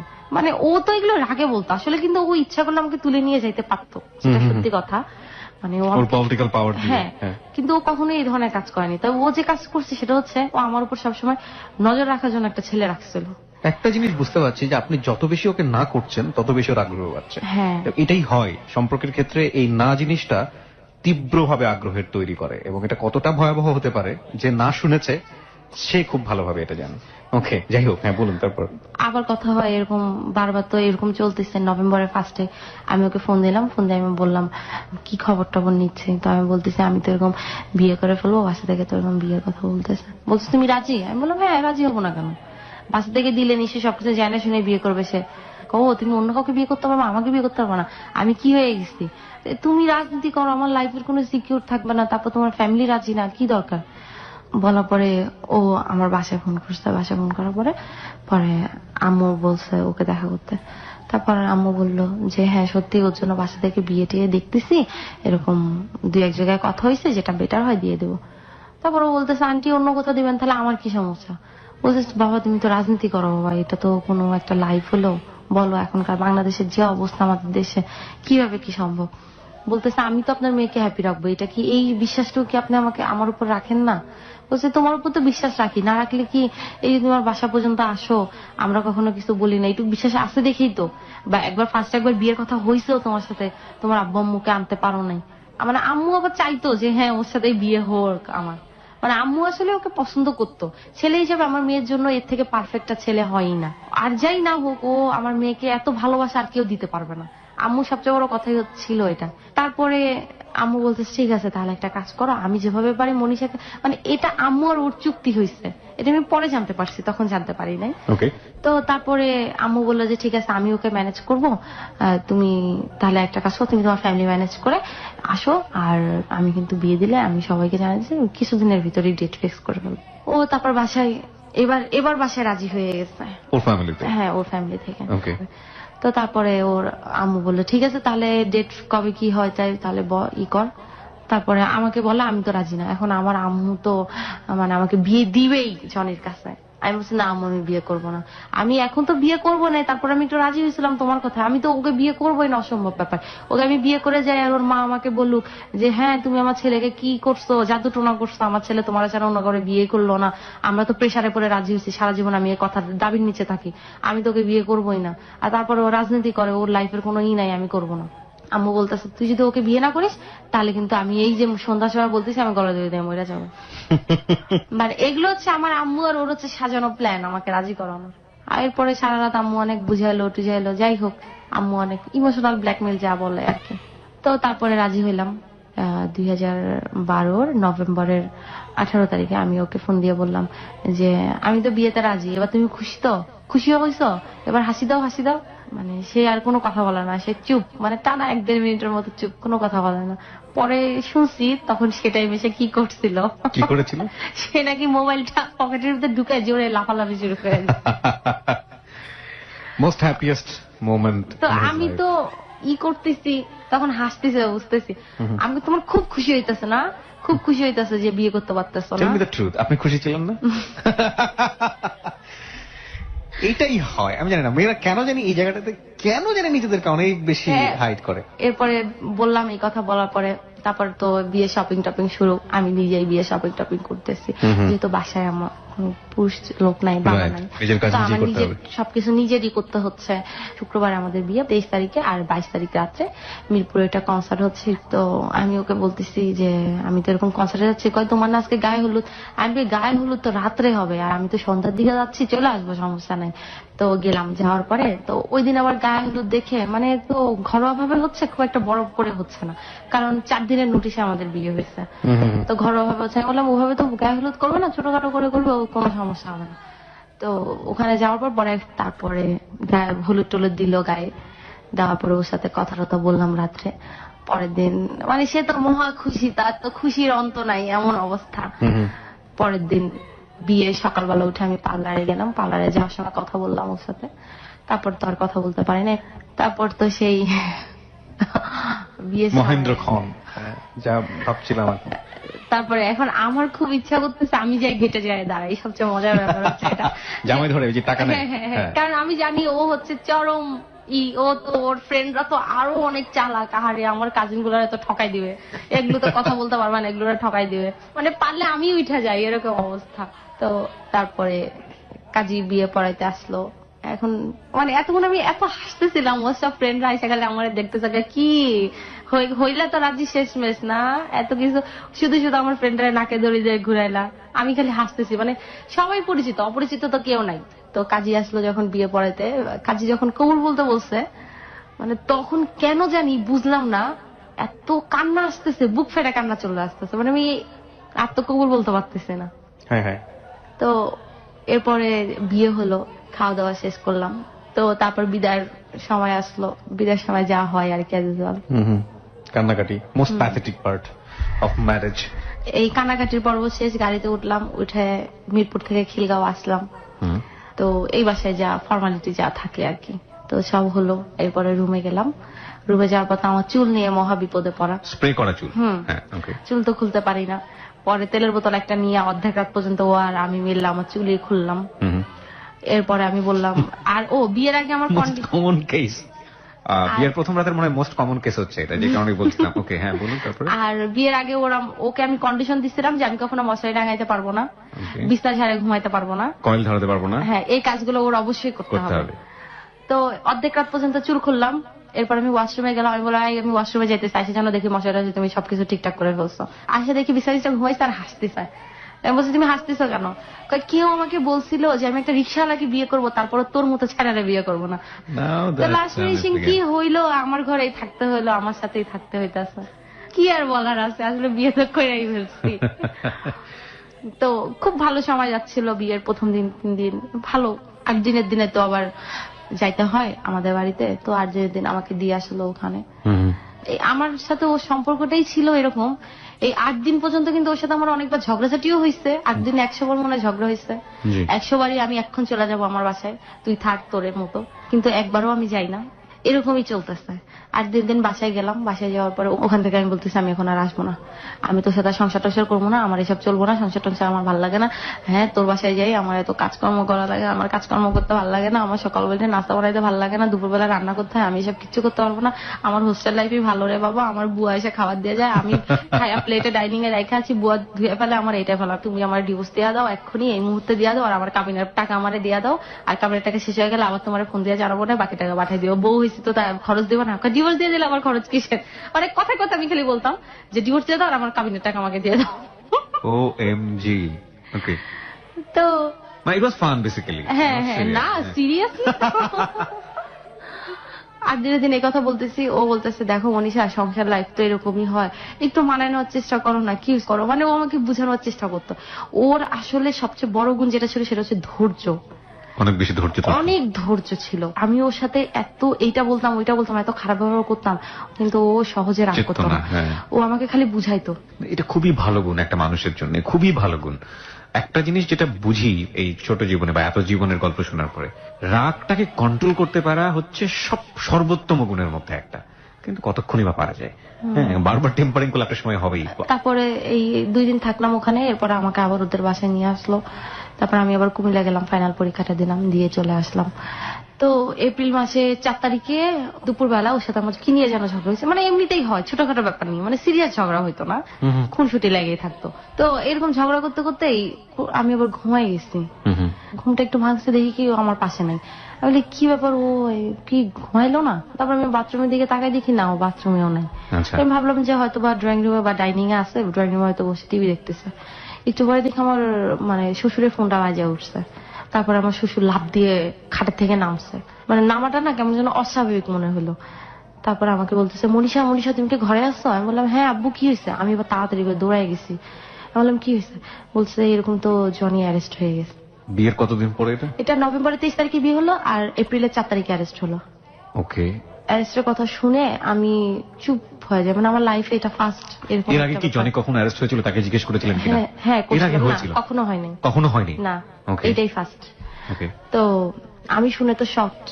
তো আমার শ্বশুর আমার দিকে তাকাইছে, মানে আমার শ্বশুর ভাবতেছে যে ও এখন কি করবো, চিৎকার চেঁচামেচি করে কান্নাকাটি করে নাকি, মানে ওর লাইফে এটা ফার্স্ট। একটা হচ্ছে যে আপনাকে নিয়েও চিন্তা করছে, ছেলে তো অ্যারেস্ট হলো for the first time, because say politics করে, এটা হতেই পারে মানে তাদের কাছে এটা নরমাল ব্যাপার, যেটা হইতেই পারে। আপনার রিঅ্যাকশনটা কি হয় সেটার জন্য ওয়েট হ্যাঁ, করছি। মানে চুপ করে আমি আমার রুমে গেলাম, যে দরজাটা লাগাই দিয়ে চুপ করে বসে আছি। কান্না আসতেছিল, যখন আমার কান্নার থেকে এখন যে কাজগুলো করতে হবে এগুলো তো করতে হবে। তো বিয়ের পরেও আমাকে বলেই দিছিল যে আমি অ্যারেস্ট হলে তুমি কি কি করবা, মানে ও আমাকে টোটালি মানে মেন্টালি প্রিপারেশন যেভাবে নেওয়ার দরকার ও আমাকে এইভাবে বলেই গেছে। আমি যেসব জায়গায় ফোন দেওয়ার দরকার বিভিন্ন জায়গায় ফোন দিলাম, যে আসলে কি ওকে থানায় নিয়ে গেছে কিনা, কারণ গুম করার সম্ভাবনা বেশি থাকে এই ধরনের নেতাদের। তো আমি যেখানে ফোন দিয়ে শিওর হলাম যে ভাইয়া দেখেন ওকে, ওর লিডারদের আর কি, যে ওকে থানায় নেওয়া হয়েছে কিনা আমাকে কনফার্ম করেন। তারপর আমাকে কনফার্ম করলো যে হ্যাঁ ওকে থানায় নেওয়া হয়েছে। আমি তাড়াতাড়ি রেডি হয়ে থানায় গেলাম। থানায় গেছি, এখন আমাকে তো দেখা করতে দিবে না, আমিও তো নাসরবান্ধা, আমি দেখা না করে আসবো না। ওসি তো বলতেছে আরে আমরা আসামি নিয়ে এসেছি কিছুক্ষণ আগে, এখনই আপনি দেখা করতে আসবেন? কি আসামি, কি একদম কি হয়ে গেছে? হ্যাঁ এতক্ষণের মধ্যে 10-15 জন দেখা করতে চলে আসছে আসামির সাথে। আমি বলতেছি আমি ওর ওয়াইফ, এতক্ষণ কি আসছে জানি না, আমি দেখা করেই যাব। তারপরে ওসি তো বুঝতেছে যে মেয়ে তো আসলে নাসরবান্ধা দেখা না করে যাবে না। লাস্টে ওসি একটা কনস্টেবল দিয়ে আমাকে ওর কাছে পাঠাইলো, ও আমি দেখা করতে গেছি। ও আমাকে দেখে আমি কি কান্না করবো, আমাকে দেখে ওই কান্না করতেছে। মানে ও কান্না করতেছে যে ও তো খালি এই জিনিসই ভয় পাইতো, আমাকে বিয়ে করলো 4 মাসের মাথায় এটাই হলো, অ্যারেস্ট হয়ে গেল। হ্যাঁ, অ্যারেস্ট হয়ে গেল। কান্না করে আমার হাত ধরে খালি বলতেছে তুমি কান্নাকাটি করো না, কান্নাকাটি করবা না। আমি কি কান্দতেছি? কান্দতেছো তুমি? আমি হাসতেছি, কিন্তু সত্যি আমি তখন হাসতেছিলাম। আমি আসলে ইচ্ছা করে হাসতেছিলাম যাতে ও স্বাভাবিক থাকে। হ্যাঁ, তো তুমি কান্নাকাটি করতেছো কেন? এটা কান্নার কি হয়েছে? আরে রাজনীতি করো, অ্যারেস্ট হো ভাই, এটা নর্মাল ব্যাপার, এটা কোনো ব্যাপার না। আমার খালি বলতেছে যে মনীষা তুমি আমরা মাফ করে দিও মনীষা। তো আসলে কিন্তু আমার কান্না আসতেছিল। তো যখন চলে আসবো ওর সাথে দেখা করে, তখন আমার আসলে আমার আর কান্না আমি আর ধরে রাখতে পারিনি, কান্নাই করে দিচ্ছি।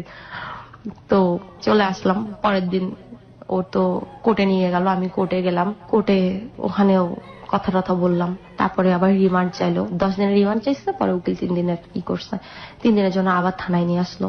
তো আমি তো থানায় এসে দেখা করলাম। এরপরে ওকে ঢাকা কেন্দ্রীয় কারাগারে পাঠানো হইলো, ওখানে ও জেলে থাকলো হচ্ছে 3 মাস। আচ্ছা, 2013 জুনের 13 তারিখে বের হল। আর এর ভিতরে আমি সপ্তাহে 2-3 দিন ওর সাথে দেখা করতাম।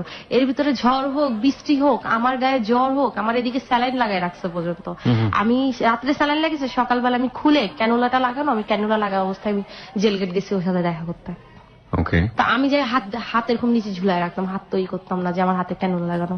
চলে যাওয়ার সময় ও খেয়াল করতো কি ব্যাপার, এই আবার ডাক দিত, এই মনীষা দাঁড়াও দাঁড়াও দাঁড়াও, এদিকে আবার ঘুরে আসতাম। কি হয়েছে? ওই তোমার হাত দেখি। আমি আমার হাতে কি? তুমি হাত উঁচু করো, তুমি হাইটা যাওয়ার সময় আমি দেখলাম তোমার হাতে সাদা সাদা, এটা কি? পরে তো নাসর মন্দা হাত উঁচু করতাম, পরে তো আবার কান্নাকাটি করতাম। ওই যে দৌড়াদৌড়ি যে করতাম, কোর্ট জেলখানা, আমি দুর্বল হয়ে গেছি। তো ও তো এগুলো নিয়ে খুব কান্নাকাটি করতো, ও কানতো, আমিও কান্নাকাটি করতাম। তো এরপরে জামিন হলো, জামিন হওয়ার পর ও সোজা মিরপুরে চলে গেল আমাদের বাসায়। এরপরে আবার যাই হোক সবকিছু ঠিকঠাক হয়ে গেল। আমি চিন্তা করলাম যে এবার আমি ওরা ছাইড়াই দেবো, ডিভোর্স দিয়ে দেবো, আর এইভাবে সংসার করা সম্ভব না। কিন্তু ও বের হলো, বের হওয়ার পরে কি যে হইলো, মানে ও বের হয়ে জেল গেট থেকে সোজা আমাদের বাসায় গেল। যাওয়ার পরে আমি বললাম যে জেল থেকে বের হয়েছে, আমি বললাম চুল টুল সব কাইটে আসো, সেলুনে যাও। সেলুন থেকে আসার পরে ও আমাকে জড়ায় ধরার পরে কি যে হইলো, মানে আমি ডিভোর্স দেওয়ার যে এতদিন চিন্তা করলাম, মানে আমার সব চিন্তা মনে হয় সব চলে গেল, আর ডিভোর্স দিতে পারলাম না। তারপর আবার ঠিক হয়ে গেল, আবার শ্বশুরবাড়ি চলে আসলাম, আবার সংসার চলতেছে। ডিভোর্স হওয়ার কথা চিন্তা করছিলেন এই কারণে যে এই ধরনের লাইফ লিড করা আপনার জন্য খুব ডিফিকাল্ট ছিল, বিকজ একে তো আপনি যে কোনো কিছু দেখলে নার্ভাস হয়ে যেতেন, সেই ছোটবেলা থেকে এই প্রবলেমটা আছে, এবং একই সাথে যেহেতু এরকম একজন নেতার সাথে বা একজন রাজনৈতিক নেতার সাথে আপনার সংসার জীবন, ভবিষ্যৎ জীবনের কথা চিন্তা করে আপনি এরকম একটা সিদ্ধান্ত নিচ্ছিলেন। হার্ডেস্ট রিয়েলিটি, প্রিয় শ্রোতা, যে ফিলিংসটা থাকে মনের মধ্যে, কিন্তু ফিলিংস এর পাশাপাশি আমাদের ব্রেনের একটা সাইড কিন্তু সবসময় লজিক নিয়ে চিন্তা করে। Logic most of the cases feelings এর কাছে করে দিতে হয়। যাই হোক, সুনিতা। তো তারপরে তো আবার ঠিক হয়ে গেল। তো এখন চিন্তা করতেছি যে বেবি নিয়ে নেব, ট্রাই করতেছি আমরা বেবি নেওয়ার, এখন কনসেপ্ট হচ্ছে না। পরে ডাক্তার দেখালাম, ডাক্তার বললো যে আমার প্রবলেম আছে, হরমোনের প্রবলেম আছে, হরমোনের লেভেলটা বেশি, কনসেপ্ট করবে না। কনসেপ্ট করবে না মানে কি? কনসেপ্ট কখনোই করবেন না? কখনোই করবে না বলতে বছর খানেকের ভিতর করবে না, এটা আচ্ছা ট্রিটমেন্ট করতে হবে, বাকিটা আল্লাহ ভরসা। কিন্তু আল্লাহর কি ইচ্ছা যে আমি ওষুধ খাওয়ার 2 মাসের ভিতরই আপনি কনসেপ্ট করলেন। হ্যাঁ, ওকে। তো তারপরে ও আবার অ্যারেস্ট হলো। আবার অ্যারেস্ট হয়ে গেল? ওকে। এটা হচ্ছে অক্টোবরের দিকে 2014। তখন কি রাজনৈতিক পরিস্থিতি আসলে খুব খারাপ ছিল? ইনফ্যাক্ট আপনারা সবাই জানেন যে বাংলাদেশের সেই সময়কার রাজনৈতিক পরিস্থিতি, আর আমরা কিন্তু বারবারই বলছি যে যেই ভদ্রলোকটি, ওনার হাজবেন্ড জনি, তিনি বাংলাদেশের শীর্ষস্থানীয় 2টি রাজনৈতিক দলের যে কোনো একটির খিলগাঁও থানার সেক্রেটারি ছিলেন। তো তারপরে যেদিন ও অ্যারেস্ট হবে ওই দিন ও আমাকে বলতেছে, মানে ওই দিন আমাদের ডাক্তারের কাছে যাবো। আমি কিন্তু তখনও জানি না আমি কনসেপ্ট করছি, কিন্তু আমি খাইতে পারতেছি না, বমি বমি হচ্ছে, মানে সব ধরনের সিমটমই ওই ধরনেরই। তো আমাকে বলতেছে যে তুমি একটা কাজ করো, তুমি খাওয়া দাওয়া করো, খাওয়া দাওয়া করে রেডি হও, রেডি হয়ে থাকো, আমি ওই এক কমিশনার অসুস্থ, ওনাকে দেখতে যাবে। তো আমি বললাম যে তুমি যাচ্ছ এই অবস্থায়, দেশের অবস্থা ভালো না, যাওয়াটা ঠিক হবে না। বলে আমি দেখে চলে আসবো, তুমি রেডি হও খাওয়া দাওয়া করে। আমি বললাম তুমি খাওয়া দাওয়া করে? বলে না আমি খাওয়া দাওয়া করবো না, আমি আয়সা খাবো, তুমি রেডি হও, আমি তোমাকে ডাক্তারের কাছে নিয়ে যাবো। আমি মাত্র খাইতে বসছি, আর এই সময় ওর এক ফ্রেন্ড ফোন দিছে, ফোন দিয়ে বলতেছে যে জনিতে এরকম অ্যারেস্ট হয়ে গেছে। কি আবার অ্যারেস্ট হয়েছে? আমি ওরা বারবার বললাম তুমি এখন বের হো না, এরপরও বের হইলো। আমি গালিগালাজ করতেছি ওরা। আমি তখন আমার আম্মুর বাসায়, আমি সোজা আবার আমার শ্বশুর বাড়িতে গেলাম। যাই দেখে আমার শাশুড়ি কান্নাকাটি করতেছে। আমি আবার যাদের কাছে ফোন দেওয়ার দরকার তাদের কাছে ফোন দিলাম। সবাই বললো যে মনীষা টেনশন করো না, সবাই বাসায় চলে আসলো অলরেডি। আমার শরীর খারাপ শুনে তো আরো ওর লিডাররা তাড়াতাড়ি বাসায় এসে আমাকে সান্ত্বনা দিচ্ছে যে এটা কোনো ব্যাপার না, আমরা যাবো, তাড়াতাড়ি সম্ভব বের করে ফেলবো। তা আমি আবার সন্ধ্যার দিকে ওর জন্য খাবার টাবার নিয়ে আমি আবার থানায় গেলাম। থানায় যাই, মানে আমি থানার গেটে যখন ও ঢুকবো, গারদের গেটে, ও আমাকে দেখেই ননস্টপ কান্নাকাটি করতেছে। মানে আমার শরীর খারাপ এই অবস্থায়, মানে আমার এমন অবস্থা হয়েছে আমি খাওয়া দাওয়াই করতে পারতাম না, খাইতেই পারতাম না, আমি টোটালি স্যালাইনের উপরে থাকতাম। ও আমার দেখে খালি কান্নাকাটি করতেছে, বলতেছে তুমি কি ডাক্তারের কাছে গেছিলা? আমি বললাম গেছিলাম তো। বলছে যে ডাক্তারের কাছে গেছিলা, ডাক্তার রিপোর্ট দিচ্ছে? আমি বললাম না, ডাক্তার তো এখনো রিপোর্ট দেয় নাই, আমি টেস্ট করে আসছি, রিপোর্ট দেওয়ার কথা ছিল, কিন্তু তোমার এখানে আসবো এই জন্য আমি রিপোর্ট নিয়ে আসি নাই, কালকে নিব। বলে তুমি কিন্তু ডাক্তার দেখাও, মেডিসিন টেডিসিন দিলে এগুলো খায়ও ঠিক মতো, কোনো করো না, আর আমার এবার বেশি দিন লাগবে না, আমি বের হয়ে আসবো। তো তারপর কোর্টে চালান করে দিল আবার ঢাকা কেন্দ্রীয় কারাগারে। তো এর মাঝখানে আমি রিপোর্ট পাইলাম যে আমি কনসেপ্ট করছি, আমার অলরেডি 3 মাস পার হয়ে গেছে। তো আমি এবার জেল গেটে জানাইলাম একজনকে, ওখানে একজন পরিচিত মানে জেলার ছিল, ওনাকে আমি ফোন দিয়ে জানাইলাম যে আপনার ভাইয়ের কাছে এরকম খবর দিয়ে দিয়েন যে ভাবি যে টেস্ট করছে ওইটা পজিটিভ হয়েছে। উনি কি শুনছে, উনি যাই বলছে ভাই ভাবি এরকম ফোন দিছে, ভাবি বলছে ভাবি যে টেস্টটা করছে ওটা নেগেটিভ হয়েছে। ও শুনেও আবার কান্নাকাটি শুরু করে দিচ্ছে। পজিটিভ আর নেগেটিভ শুনে নেগেটিভ বলার পর ও খুব কান্নাকাটি করছে। এই 2 দিন পরে আমি দেখা করতে গেছি, দেখা করতে যাওয়ার পরে আমার বলতেছে যে তুমি কি বেশি কান্নাকাটি করছো? আমি তো হাসতেছি, এখন বলতেছে তুমি কি বেশি কান্নাকাটি করছো? আমি বলছি না কান্নাকাটি করবো কেন। আমি বলছি তুমি নিউজ পাইছো? বলতেছে আমি তো নিউজ পাইছি, নিউজ পাই তো আমার অবস্থা খারাপ, আমার মন মেজাজ এত খারাপ জানো। আমি তো অবাক হয়ে গেছি, মানে আমি তাকায় আছি, আমি কি ব্যাপার ও খুশি হইলো না, ওর মন মেজাজ খারাপ হয়ে গেল, মানে এটা আমি মনে মনে ভাবতেছি। তো তারপর আমি বলতেছি তোমার মন খারাপ হয়েছে কেন, তুমি খুশি হইলা না? এতদিন ধরে এত ট্রিটমেন্ট করলাম এত তুমি খুশি হইলা না? বলে খুশি হইলাম না মানে? আমি বললাম কেন, তোমার বলে না আমি পজিটিভ হয়েছে? পজিটিভ হয়েছে? তারপরে বলছে তোমার নেগেটিভ। আমি বলছি না আমার পজিটিভ হয়েছে। ও তো খুশিতে শেষ, বলছে আল্লাহ তাহলে তো আজকে যাই মনে আমার 8-10 কেজি মিষ্টি বিলাইতে হবে জেলখানার ভিতরে।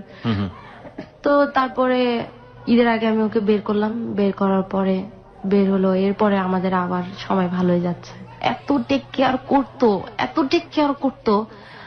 আমি প্রেগনেন্ট হয়েছি বলে না, বিয়ের পর থেকে, বিয়ের পর থেকে আমাকে গোসল করাই দেওয়া, আমি গোসল করে কাপড় রেখে আসতাম, আমার কাপড়গুলো ধুয়ে আবার বাথরুমে রেখে আসতো।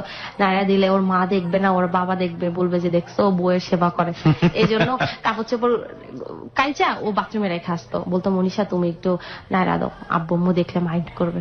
ওরা আম্মু মাঝে মাঝে বলতো যে তুই যে বিছানা টিছানা ঠিক করস, তোর বউ কিছু করে না, এগুলোতে বউ কিন্তু নষ্ট হয়ে যায়। কোনো কথা বলতো না, চুপ করে নিজের মতো নিজে করতে থাকতো, কোনো কথা বলতো না। তারপরে খাওয়াই দেওয়া আমাকে, রাতের বেলা ম্যাক্সিমাম সময় হয়তো কি আমার ঘুম ধরছে আমি ঘুমাই যেতাম, ও আয়সা ওই খাবার নিয়ে টাইনা তুইলা খাওয়াই দিত। এই টেক কেয়ার গুলা না ওর বিয়ের পর থেকেই চলতেছিল। আর প্রেগনেন্ট হওয়ার পরে তো আর কি বলবো, প্রেগনেন্ট হওয়ার পরে ফজরের আজানের সময় উঠতো, ওইটা 2টা ডিম সিদ্ধ করতো, কইরা আইনা গরম পানির ভিতরে দিয়া রেখা দিত যাতে গরম গরম থাকে। হ্যাঁ হ্যাঁ, সকাল সকাল উঠতাম, আমি হাঁটতে বের হইতাম যাতে আমি হাঁটার আগে খায়া যাইতে পারি। তো এইভাবেই হইলো। এটা হচ্ছে জানুয়ারির দিকে দেশের অবস্থা খুবই খারাপ হয়ে গেল। হঠাৎ করে জানুয়ারির এটা 16 তারিখে ও হঠাৎ করে আমরা খাওয়া দাওয়া করতেছি, রাত্রে একটা ফোন আসলো, রাত 12টা 12:30টার দিকে খাওয়া দাওয়া করে উঠলাম, একটা ফোন আসলো, ওর মন মেজাজ খুব খারাপ হয়ে গেল। এর আগে আরেকটা কথা বলি নাই, 14 তারিখে ওর ছোট ভাইটা অ্যারেস্ট হয় হঠাৎ করে। ও কি পলিটিক্সের সঙ্গে জড়িত ছিল? ওর ভাই ইস্তেমা থেকে আসে, তো আমাকে বলতেছে মনীষা হীরা তো অ্যারেস্ট হয়ে গেছে। আমি বলি কি বলো, হীরা অ্যারেস্ট হয়েছে কিভাবে? ও তো ইস্তেমায় না ছিল। বলতেছে ও ইস্তেমা থেকে আইসা ফ্রেশ ট্রেশ হয়ে একটু এলাকায় গেছে, অ্যারেস্ট করছে ওরা। আর ওকে অ্যারেস্ট করতেই ওর কারণে, এর আগেও আরেকবার অ্যারেস্ট করছিল ওর কারণে। ওর কারণে কেন? ওর ছোট ভাই, ওই যে ওর ছোট ভাইকে অ্যারেস্ট করতো, কান টানলে মাথা আসবে, ওকে অ্যারেস্ট করে ওই পলিটিক্স মামলাগুলাই দিত। ওকে। তো হীরার এরকম হইলো, হওয়ার পরে হীরা অ্যারেস্ট হলো। তো আমি বললাম যে তাহলে হীরা অ্যারেস্ট হলো, আচ্ছা ঠিক আছে যা, এখন তো আমি অসুস্থ, সবসময় আমি দৌড়াদৌড়ি করতাম যা করা, ওকে আমি কোর্টে টোটে যাইতে, জেলখানে যাইতে একটু কমই দিতাম, কখন আবার ওকে অ্যারেস্ট করে ফেলে ফেজ হলে, তাহলে তুমি টাকা পয়সা আমার কাছে দিয়ে দিও, যা করার আমি করবো। বলে কি না না তোমার এই অবস্থায় তোমার আর দৌড়াদৌড়ি করতে হবে না। মানে তার ভিতর আমার ফিজিক্যালি অবস্থাও একটু অন্যরকম হয়ে গেছে, 7 মাস অলরেডি আমার হয়ে গেছে। আচ্ছা। তো আমি বলছি আরে আমার সমস্যা হবে না, আমি যা করার করবো। বললো যে না আমি করবো। ও কোর্টে গেল, উকিলের সাথে কথাটা বললো হীরার ব্যাপারে। তো 17 তারিখে যেটা বলতেছিলাম, একটা ফোন আসলো, ওর মনটা খারাপ হয়ে গেল। আমি জিজ্ঞেস করতেছি কি হয়েছে কি হয়েছে, আমাকে বলো কি হয়েছে কি হয়েছে, বলতেছে না। তারপরে প্রায় 12:30 1টার দিকে আমার কাছে বলতেছে মনীষা এরকম আমাকে তো একজন জানাইলো এরকম ক্রস ফায়ারের লিস্ট হয়েছে, আমার নাম ক্রস ফায়ারে, আমি লিস্টেড আর কি। আমি তো শুনে মাথায় হাত, বলছি তুমি এটা কি কথা বলো, এমন একটা সময় বললো আমি এই সময় তোমার ঘর থেকেও বের করে দিতে পারতেছি না। রাত 12:30 1টা বাজে গেছে। কত তারিখে এটা? এটা 17 তারিখের কথা। 16 তারিখ মানে 17 তারিখ রাত 1টা 1:30টার দিকে। তো তারপরে সারা রাত ও জায়গায় আসছে, আমার বলছে তুমি ঘুমাও, তুমি, আমারও ঘুম আসতেছে না। তারপর আমি জায়গা থাকতে থাকতে, আমি তো অসুস্থ মানুষ, কোন সময় যেন আমি আসলে ঘুমাই গেছি। হঠাৎ করে চোখ খুলে দেখি ও আমার চেহারা দিকে এরকম করে তাকাই আছে, মানে ও বসে বসে আমাকে দেখতেছে। আমি বলছি কি ব্যাপার কি হয়েছে, তুমি এখনো শোও নাই? বলে না তোমারে দেখতেছি। আমি কি দেখতেছো? কই যে তুমি ঘুমাইতেছো তোমারে দেখতেছি। আমি কি একটা কথা হলো, এইটাও প্রায় করতো বিয়ের পরে, প্রায় আমি ঘুমের থেকে উঠে চোখ খুলে দেখতাম কি ও আমার মাথার কাছে বসে আমার দিকে তাকাই আছে, প্রায় হইতো এটা। তো আমি বলছি তুমি শোও না, শোও, তুমি শুইতাছো না, আমিও ঘুমাইতে পারতেছ না। তো তারপরে ও শুইলো, এরপরে ঘুমাই গেছি। ঘুমাই যাওয়ার পরে সকালবেলা আমি ওর জন্য নাস্তা রেডি করলাম। তো তখন আমরা আম্মুদের বাসায় ছিলাম। তো এরপরে ও বলতেছে মনীষা আমি তখন চলে যাবো। আমি বলছি তুমি চলে যাওয়া মানে কোথায় যাবা? বলতেছে আমার তো আর বাসায় থাকা সম্ভব না, বুঝতেছোই আমার এখন লুকায় থাকলাম। আচ্ছা ঠিক আছে। তো রেডি হলো, আমি নাস্তা দিলাম, নাস্তা খাই রেডি হলো, রেডি হয়ে এখন চলে যাচ্ছে। তো আমরা বলতেছে মনীষা দেখে শুনে থাকো, আমার আম্মু আবার ওই দিন খুব অসুস্থ। তো আম্মুর মাথা ব্যথা উঠছে, তো বলছে তোমার আম্মুকে একটু ডাক দাও। আমি আম্মুকে ডাক দিলাম, আম্মুকে বলতেছে আম্মু আমি আসি, ওকে একটু দেখে রাখেন। বললো আচ্ছা ঠিক আছে। তারপরে ও চলে যাইতেছে, ও সিঁড়ি দিয়ে নামতেছে আর খালি আমার দিকে তাকাইতেছে, মানে আমার জন্য কেমন যেন লাগতেছে। তারপর চলে গেল। এরপরে ও চলে যাওয়ার কিছুক্ষণ পর থেকে আমার বেবি মুভ করা বন্ধ করে দিচ্ছে, বেবি মুভ করতেছে না। আমি আবার ওকে ফোন দিয়ে বললাম জনি বেবি তো মুভ করতেছে না, এখন কি করব? বলছে তাহলে কিছুক্ষণ দেখো, একটু গরম দুধ চা খাও, দেখো কি করে। বলতে দেখছো আমার বেবি বাবা মুভ করতেছে না। আমি বললাম মনে হয় এরকমই হবে। তারপরে সন্ধ্যার দিকে দেখি না বেবি একটু একটু মুভ করতেছে। আমি বললাম জনি মুভ করতেছে একটু একটু, মনে হয় ঠিক হয়ে যাবে। বলে তুমি খাওয়া দাওয়া করো, প্রচুর পরিমাণে খাওয়া দাওয়া করো, ঠিক মতো খাও, তুমি টেনশন করতেছো। আমি চলে আসছি। আমি কিন্তু আসলে টেনশনই করতেছি, স্বাভাবিক টেনশন করাটা। এরকম যদি একটা কথা শুনি। তারপরে ওই দিন 18 তারিখ গেল, ওর ফ্রেন্ডের বাসায় থাকলো একদিন। 19 তারিখে ওর কাজিনের ওখানে ছিল ধানমন্ডি। 19 তারিখের কথা, 19 তারিখ রাত সকাল 11টার কথা। আমি ঘুমের থেকে উঠে, ও আবার বাইরে থাকলে ও কখনো আমাকে সকালে ফোন দিত না, আমি ঘুম থেকে উঠে ওকে ফোন দিতাম। বা আমি আম্মুর বাসায় থাকলেও ও আমাকে সকালে ঘুম থেকে উঠে ফোন দিত না, আমি উঠে ফোন দিতাম। তা আমি উঠে ফোন দিছি। ফোন দেওয়ার পরে আমি বলতেছি যে কোথায় তুমি? বলতেছে মনীষা আমি আজ 2 দিন, ওই দিন ওর ভিতর আবার খুব ঠান্ডা পড়ছিল, সত্য প্রভাব পড়ছে। মনীষা আমি 2 দিন গোসল করি না, আজকে গোসল করছি। ভালো হয়েছে গোসল করছি। তুমি কোথায় যাচ্ছ? আমি জেল গেট যাচ্ছি। কেন তুমি জেল গেট যাচ্ছ? আমি একটু ডিপুটির সাথে কথা বলবো, আর হচ্ছে একটু কাজ আছে জেল গেটে, ছোট ভাইটা এরা সত্যি। আমি তুমি যাও না জনি, ওখানে পুলিশরা সব সময় থাকে, তোমাকে দেখলে কি অবস্থা হবে তুমি বুঝতে পারতেছো? আর যদি ধরে ফেলে? বলে আচ্ছা আমি যাবো না, আমি দূর থেকে কথা বলবো। এরপরে বলার পরে বলতেছে তুমি একটা কাজ করো, তুমি আমার প্যান্ট আর জ্যাকেটটা নিয়ে রেডি করে রাখো, আমি তোমাকে ফোন দিলেই তুমি বের হয়ে আসো, আমরা বাইরে লাঞ্চ করবো। আমি বললাম আচ্ছা ঠিক আছে। তো আমি উঠা নাস্তা টাস্তা করে গোসল করে জোহরের নামাজটা শেষ করে তারপরে আমি রেডি হয়ে ওকে ফোন দিই। দেখি লাইন কাটি দিল। আমি ভাবলাম যে লাইন কাটে তো আমাকে ফোন দেয়, ফোন দিবে, ফোন দিচ্ছে না। একটু পরে আবার ফোন দিলাম, তারপরে লাইন কেটে দিল। এরপরে আর ফোন দিচ্ছে না। একটু পরে ফোন দিন, দেখি ফোনই বন্ধ। তারপরে তো আমার টেনশন শুরু। এরপর 10-15 মিনিট ওয়েট করার পরে এরপর আমি বের হয়ে গেলাম। আমি পার্টি অফিস গেলাম, ওখানে পাইলাম না। জেল গেট গেলাম, কোর্টে গেলাম, উকিলের কাছে গেলাম, কোথাও নাই ও। 5টা পরে আমি সবাইকে জানাইলাম। সবাইকে জানানোর পর সবাই বলতেছে যে ওর লিডার যারা আছে ওরা বলতেছে যে আপু তুমি টেনশন করো না, পায়ে যাবো, কোনো সমস্যা না, আমরা দেখতেছি। কিন্তু তারা অলরেডি যাই না গেছে যে 3টার সময় জনিকে ধরে ফেলছে, কিন্তু তারা আমাকে বলতেছে না, কজ আমি অসুস্থ। ওকে এরপরে আর তো পাই না। তারপরে আমি এলাকায় গেলাম, ওদের এলাকায় গিয়ে আমি সব ওর ছোট ভাইটে যা সবাইকে জানাইলাম। 24 নং ওয়ার্ডের একটা ছেলে বললো যে ভাবি লাস্ট আমার সাথে 3টার সময় কথা হয়েছে, ভাই বললো যে 2টা নতুন সিম নিতে, যে ও ভাই যেখানে যাইতে বলবো ওখানে যাইতে হবে, আর বলছে কোনো টেনশন না করতে। আমি বললাম তাহলে আপনার ভাই 3টার দিকে আপনাকে ফোন দিল, তাহলে আমাকে কেন ফোন দিল না? আমি 1:30টার দিকে ফোন দিলাম, আমার লাইন কাটে দিল। মানে ব্যাপারটা আমার কাছে খটকা খটকা লাগতেছে কেমন যেন, যেটা একটা সাজানো নাটক। আমি পাই না, ওকে পাই না। রাত 8:30টার সময় আমাকে আরেকজন জানাইলো যে ভাবি এরকম একজন দেখছে ওকে, ভাইকে এরকম নিয়ে গেছে।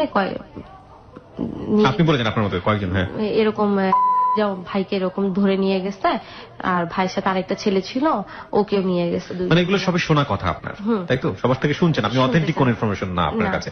তো 8:30টার সময় যে নিউজটা পাইছি এটা সত্যিই নিউজ পাইছি, এটা একদম রিয়েল নিউজ, যে চোখে দেখছে দেখেই জানাইছে। আমি অন্য সময় ও অ্যারেস্ট হলে আমি কান্নাকাটি করতাম না, কিন্তু আমি তখন যে কেন কান্নাকাটি করতেছিলাম আমি নিজেও জানি না। মানে আমি খুব কাঁদতেছিলাম, খুবই।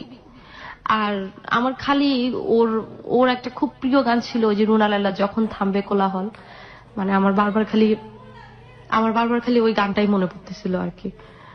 মানে যে ও আমাকে বলতোই সবসময় যে আমি যখন থাকবো না তখন তুমি এই গানটা শুনবা। মানে হাসতো আর বলতো আর কি। আমি বলতাম দূর তোমার কি হবে, তোমার কিছু হবে না। আমি খালি কাঁদতেছিলাম আর কাঁদতেছিলাম। অন্য সময় অ্যারেস্ট হলে আমি কিন্তু থানায় যাই, এটা করি ওইটা করি। ওই দিন আমি কিছুই করতেছিলাম না, আমি চুপ করে বসেই আছি, মানে খালি কাঁদতেছি। রাত হয়ে গেল, ওর কোনো খোঁজ পাইলাম না। যত জায়গায় নক করার দরকার আমি সব জায়গায় নক করছি, কিন্তু ওর কোনো খোঁজই নাই।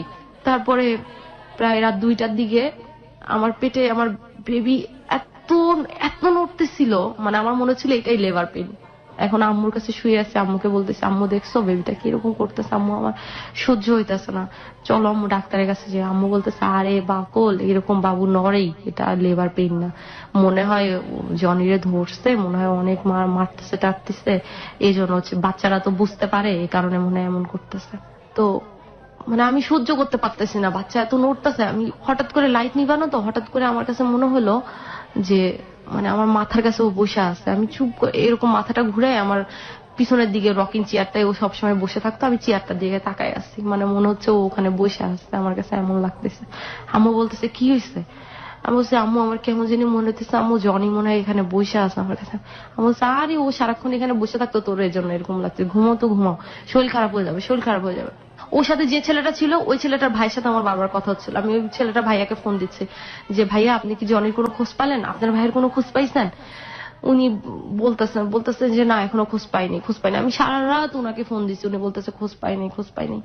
তারপরে কিন্তু উনি ভোরবেলায় খোঁজ পাইয়া গেছিল, আমাকে বলে নাই। আমি সকাল 7:30টার দিকে ওনাকে ফোন দিলাম লাস্ট বার, যে ভাইয়া আপনি কোনো খোঁজ পাইছেন?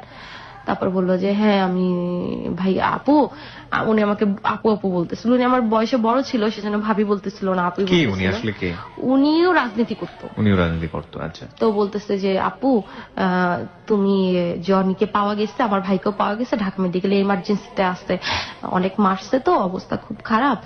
তুমি একটা কাজ করো আপু, তোমার এখন আসার দরকার নেই, তুমি বিকালে এসে দেখা করো জনির সাথে, হসপিটালে তো ভর্তিই থাকবে, তুমি তোমার শ্বশুর আর তোমার ভাইকে পাঠাও। তারপর আমি বললাম যে কেন আমি আসবো না, কেন আমি কি জন্য আসবো না? আচ্ছা ঠিক আছে আমি দেখতেছি বলে আমি লাইনটা কাটা দিলাম। আমি কিসের আমার শ্বশুর ভাইকে পাঠাবো, আমি কাউকে ফোন দিইনি, আমি খালি আমার খালা শাশুড়িকে ফোন দিলাম, ফোন দিয়ে বললাম এরকম ঢাকা মেডিকেল যাইতে হবে, আপনি একটু যাইতে পারবেন? আমার আম্মুর সাথে যাচ্ছে। সিএনজি নিয়ে ঢাকা মেডিকেলে গেলাম। ঢাকা মেডিকেলে যাওয়ার পরে আমি এমার্জেন্সিতে খুঁজতেছি, তারপরে একটা ছেলে, সদ্য হয়তো ডাক্তার, ছেলেটা এসে আমার হাত ধরে বলতেছে যে আপু আপনি কাকে খুঁজতেছেন? আমি বললাম আমার হাজবেন্ডকে নিয়ে আসছে, খুব টর্চার করছে, ইমার্জেন্সিতে আসছে, আমি খুঁজে পাচ্ছি না, ভাইয়া একটু হেল্প করবেন? তো উনি আমার হাতটা ধরে ওনার পাশের চেয়ারটায় আমাকে বসাইছে, বসে বলতেছে আপু আপনি একটু পানি খান। মানে উনি আমার ফিজিক্যালি অবস্থা দেখেই তো বুঝতে পারতেছে আমি প্রেগনেন্ট। তো আমি বলছি কেন ভাইয়া কি হয়েছে? বলছি একটু পানি খান, আপনি রেস্ট নেন, আপনি দৌড়াদৌড়ি করতেছেন কেন হসপিটালে, আপনি তো পড়ে যেতে পারেন যখন তখন। আমি বলছি না আমি পড়ে যাবো না।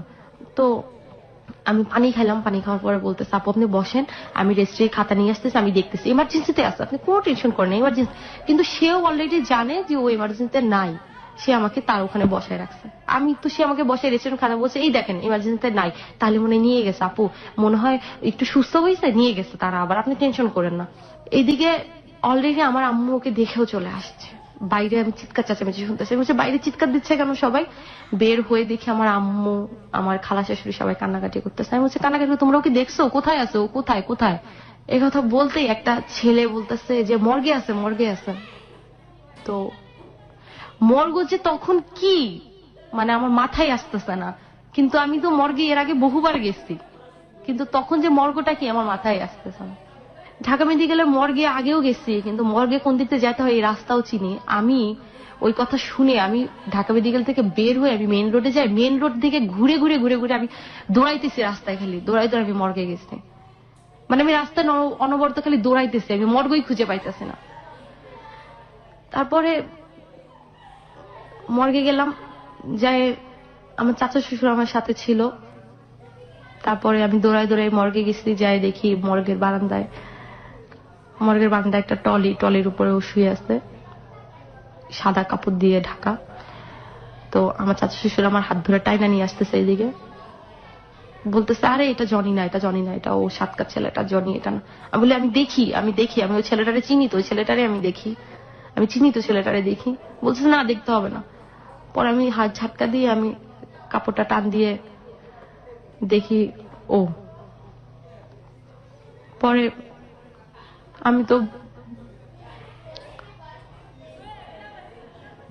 পুরো হাত ধরে আমি বারবার টানতেছি, ডাকতেছি ওঠো।